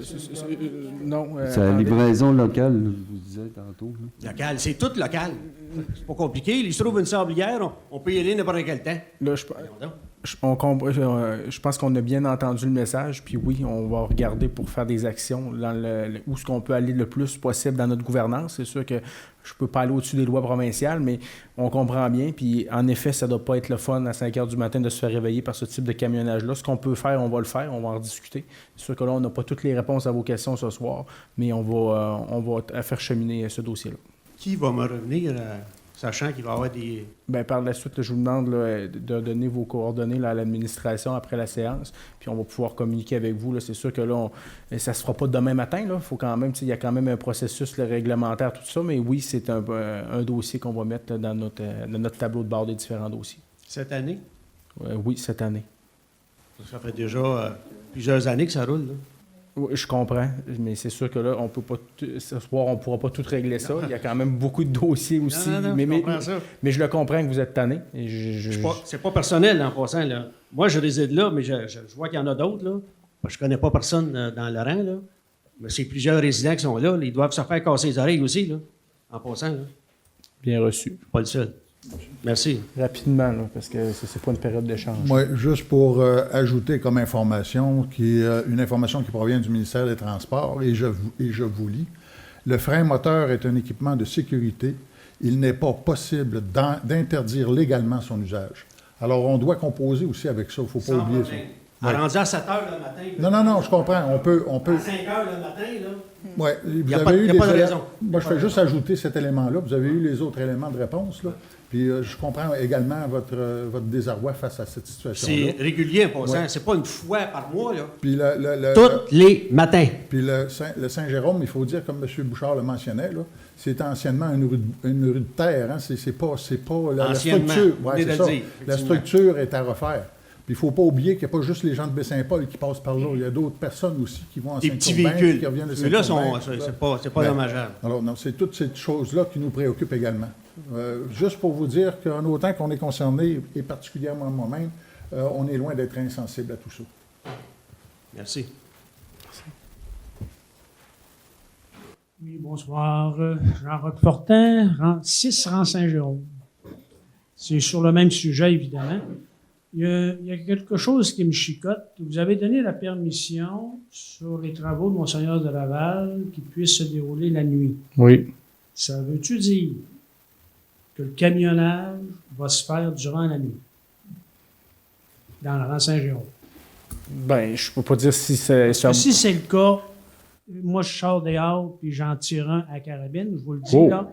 Mais là, je vais vous demander, par exemple, de vous rétracter dans vos... Non, s'il vous plaît, là, c'est moi le président de la séance. Je retire mes paroles, mais à un moment donné, ça vient qu'on est tanné. Déjà, on est à 4h30, là, 4h30 du matin, là. Lui, il disait 5h. Moi, je vous dis 4h30 du matin. Puis, c'est pas tout le monde. C'est pas tout le monde qui conduise comme des imbéciles. Il y en a qui conduisent très bien, ils le savent qu'on dort. Puis on les entend pratiquement pas passer. C'est des gros camions. Comment ça se fait que l'autre à côté, lui, on l'entend venir du Génévrier, puis on l'entend qu'il se met domper à la carrière en haut. Tellement ils font du bruit. Je ne sais pas comment ils font le compte.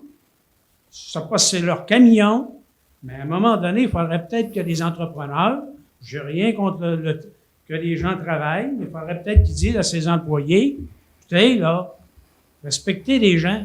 Parce que même mon compte de taxes, il n'a pas baissé. Hein? Il augmente. À chaque année. Mais ma maison, là, elle n'a pas pris de valeur.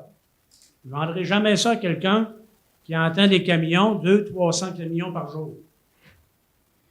Ça, c'est pas du développement durable, ça.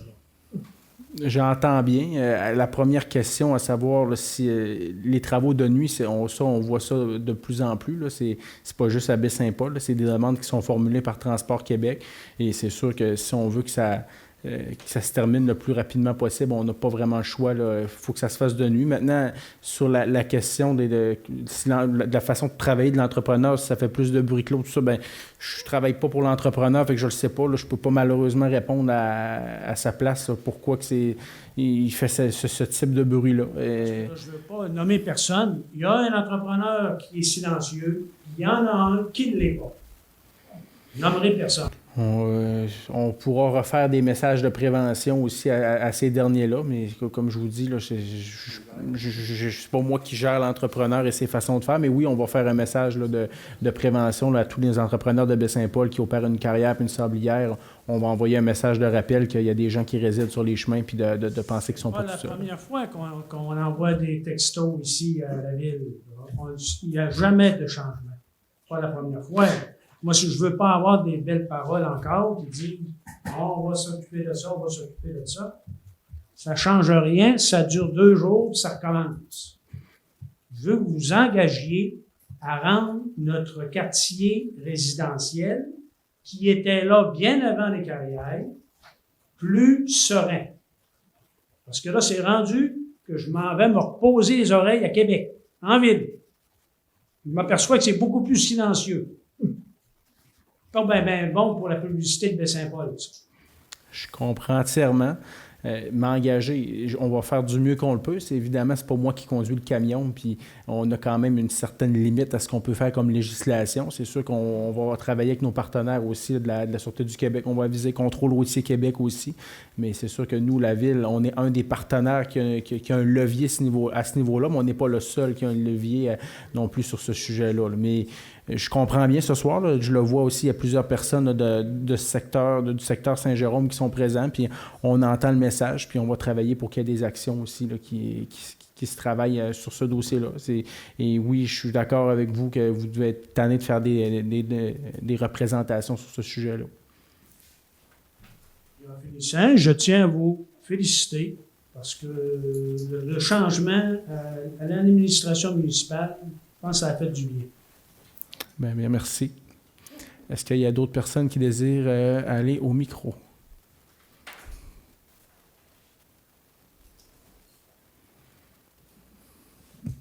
Bonjour tout le monde. Bonjour. Mon nom est Yann Brassard, j'espère que vous allez bien. Oui. Je voulais vous parler ce soir du projet Horizon Boisé. En fait, je pense que ça a été sujet à controverse dans les derniers temps. Je ne sais pas si vous en avez entendu parler. Je suis courtier immobilier, puis je fais partie de la transaction en ce moment. Puis, on a des petites controverses au niveau de la phase 2 et 3, au niveau de la transaction. Il y a des affaires qui ont été dites aux vendeurs, il y a des affaires qui ont été dites à l'acheteur de la part de la Ville. Puis, là, il y a une confusion totale. Je pense que c'est en train d'être progressivement réglé. Moi, je m'étais fait dire que ça allait être sujet à discussion ce soir. Mais là, je me rends compte que ça ne l'a pas été. Là. Non, mais ça a juste été sur une dérogation mineure sur un stationnement. Là. Mais bref, en tout cas, je voulais juste vous dire, est-ce que c'est possible de démêler cette situation-là au niveau du zonage permis de construction le plus rapidement possible parce que c'est rendu infernal. Je trouve ça poche parce qu'on a des acheteurs sérieux qui veulent, même jeunes de mon âge, qui veulent développer ce secteur-là. Puis je pense que ça va faire du bien, honnêtement, là, sans dénigrer personne. Mais je pense que c'est une bonne opportunité, justement, d'aller chercher des retombées économiques, comme vous aviez parlé tantôt, au niveau des droits de mutation, etc. Puis je trouve ça le fun, justement, d'avoir un peu de jeunesse là-dedans, mais c'est juste que je trouve ça plate, mettons, qu'il y ait autant de confusion là, au niveau de la ville puis des acheteurs et des vendeurs. J'aimerais ça que ça se règle rapidement, là, parce qu'on a l'air de... c'est ça, on n'a pas l'air à nos affaires, nous autres, professionnellement, puis au niveau de la ville aussi, là, au niveau des futurs acheteurs. Là, c'est ça. OK. Bien, il y a plusieurs choses quand même là, dans tout ce grand dossier-là. Là, on est à permettre aussi là, dans notre règlement omnibus pour que le lotissement en forte pente soit permis. OK. Toute la question, là, ce qu'on a parlé plus avec la consultation, ça c'était plus, je dirais, là, au niveau de la location touristique, parce que là, on vient limiter le nombre de permis qui peut être donné en location touristique, mais sinon, là, au niveau de du lotissement en forte pente, là, avec notre règlement en omnibus, là, ça viendrait permettre le tout. Là. OK. Je ne sais pas si Mme Ménard ou M. Bouchard veulent l'ajuster, mais c'est pas mal ça. OK, super. Cool. Merci. Moi, c'est ça. Ben, pour nous, le dossier est clair. Là, on a donné l'information aux promoteurs. Ils savent, tant à l'acheteur qu'au vendeur, ils savent à quoi s'en tenir. Okay. Peut-être qu'ils ne vous ont pas tout transmis l'information. Vous pourriez venir nous voir après. Okay, super. Ouais. Yann est vraiment grand. Patrice Tremblay, rue Forgette de Saint-Paul. Je reviens avec un point que j'avais soulevé lors d'une réunion précédente. Là. 4 d'entre vous étaient déjà au conseil. Je voudrais savoir s'il y a des décisions qui ont été prises à l'égard C'est peut-être d'interdire le stationnement dans certaines parties de la rue Forgette et de la rue Jean Talon. Il y a eu des recommandations, des demandes. Actuellement, ça a été étudié par le comité de circulation. Puis il devrait y avoir une rencontre du comité là, très prochainement, je pense, dans les prochains jours. Fait que c'est en suivi. Okay. Puis est-ce que la demande qui a été faite, là, est-ce que la position de la c'est possible de savoir si la position de la ville est favorable à réduire au moins les espaces de stationnement dans ce secteur-là? Encore en fin de semaine, sur Jean Talon, ça ne rencontre pas quand c'est stationné des deux côtés. Il y avait juste vis-à-vis de ma maison, 2 voitures de chaque côté. C'est-à-dire 4 voitures au total, là, puis ça ne rencontre pas. Je comprends que ça prend un comité, mais il doit y avoir qui est l'organisme qui a le dernier mot là-dedans. La prise de décision revient au conseil municipal, j'imagine? C'est ça, la prise de décision finale elle revient au conseil. Puis actuellement, oui, ça nous préoccupe, puis on est sensible à ça. Maintenant, là, c'est des gens du domaine là, qui vont faire des recommandations. Fait que je ne ferai pas plus de commentaires là-dessus, mais on prend au sérieux là, cette demande. Okay. Puis, quitte à me répéter, ben, ça s'inscrit aussi dans un objectif. Si on veut réduire réduire la circulation au centre-ville, ben, d'interdire au moins en partie le stationnement, là, ça peut certainement contribuer. Merci, M. Tremblay. S'il y a une décision, ça veut dire que ça va aller à la prochaine réunion, donc on va être après à Saint-Jean-Baptiste. Il y a des décisions que c'est pas nécessairement tout ce qui passe en séance publique comme ça. Il y a certaines choses aussi là, que ça vient, c'est administratif à ce niveau-là. C'est pas nécessairement que ça va être à revenir à la séance de juillet. Là, ça pourrait arriver que ça aille de l'avant avant cette séance-là. Je ne confirme pas, là, je ne dis pas que ça va aller de l'avant, mais ça pourrait aller de l'avant avant. Je ne vais pas tout vider ma boîte de questions. Maintenant, il y avait des questions qui auraient peut-être une séance d'information là, justement à l'égard de la circulation. Moi, je l'ai manqué. Là. Je ne sais pas si ça a eu lieu ou si ça s'en vient. J'avais oublié qu'il y aurait une information publique. Là. Une consultation, vous ne l'avez pas manqué, ça n'a pas eu lieu encore.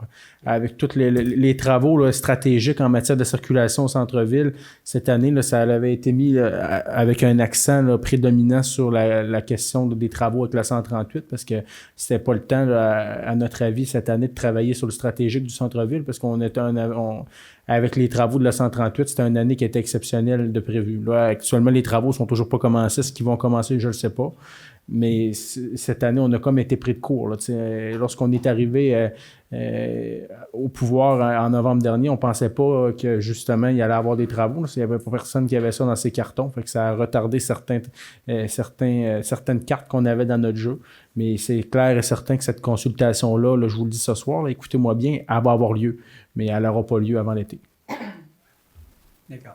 Comme j'avais déjà offert aussi au conseiller, M. Ménard, qui représente mon district, là, si jamais il y a possibilité qu'il y ait présence de citoyens dans un comité quelconque là, concernant la circulation, ben, je me rends disponible là, si jamais il y a un appel. Là, ça me ferait plaisir de participer parce que je suis vraiment là, au centre-ville. Moi, j'appelle ça le nombril de Baie-Saint-Paul, justement. Le message est reçu pour l'instant. Il n'est pas prévu d'avoir des citoyens directement sur le comité parce qu'il y a énormément de gens qui seraient intéressés. Mais oui, les consultations vont servir justement à ce que les gens puissent s'exprimer et puissent présenter leurs pistes de solutions à ce niveau-là aussi. Okay. Merci, M. le maire. Bonne soirée. Ça fait plaisir. Bonsoir, Pierre Bernier. Bonsoir. Alors, premièrement, mes remerciements à la Ville, parce que pour m'avoir mis en contact avec le responsable des loisirs, Marc-Olivier Bouchard. Alors, il a pu me présenter le survol des vues de la Ville sur les voies cyclables et j'ai pu constater que vous êtes sur la bonne voie.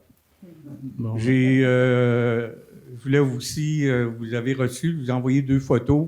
C'est de Ambroise Fafard à partir de Forgette jusqu'à Saint-Jean-Baptiste, d'avoir fait ça, là. Chapeau, ça aide les cyclistes à être plus sécuritaires pour cette partie-là. Pour ma part, j'avais imaginé un projet pilote avec des points verts temporaires, c'est-à-dire qui sont facilement installables et retirables. Alors, nous aurions pu faire ce test sur l'entièreté de la rue Saint-Jean-Baptiste à partir de la rue Ambroise-Fafard jusqu'à la 138, seulement du côté droit pour la période du festif. C'était mon rêve. Et là, malheureusement, je n'ai pas réussi à avoir la soumission de ces points-là qui se collent sur l'asphalte et qui peuvent s'enlever après. On aurait pu faire ça pour la semaine festive, voir si ce projet-là est viable. Et en plus, ces points-là existent seulement en blanc ou en jaune, alors il fallait que j'en peinture 1200.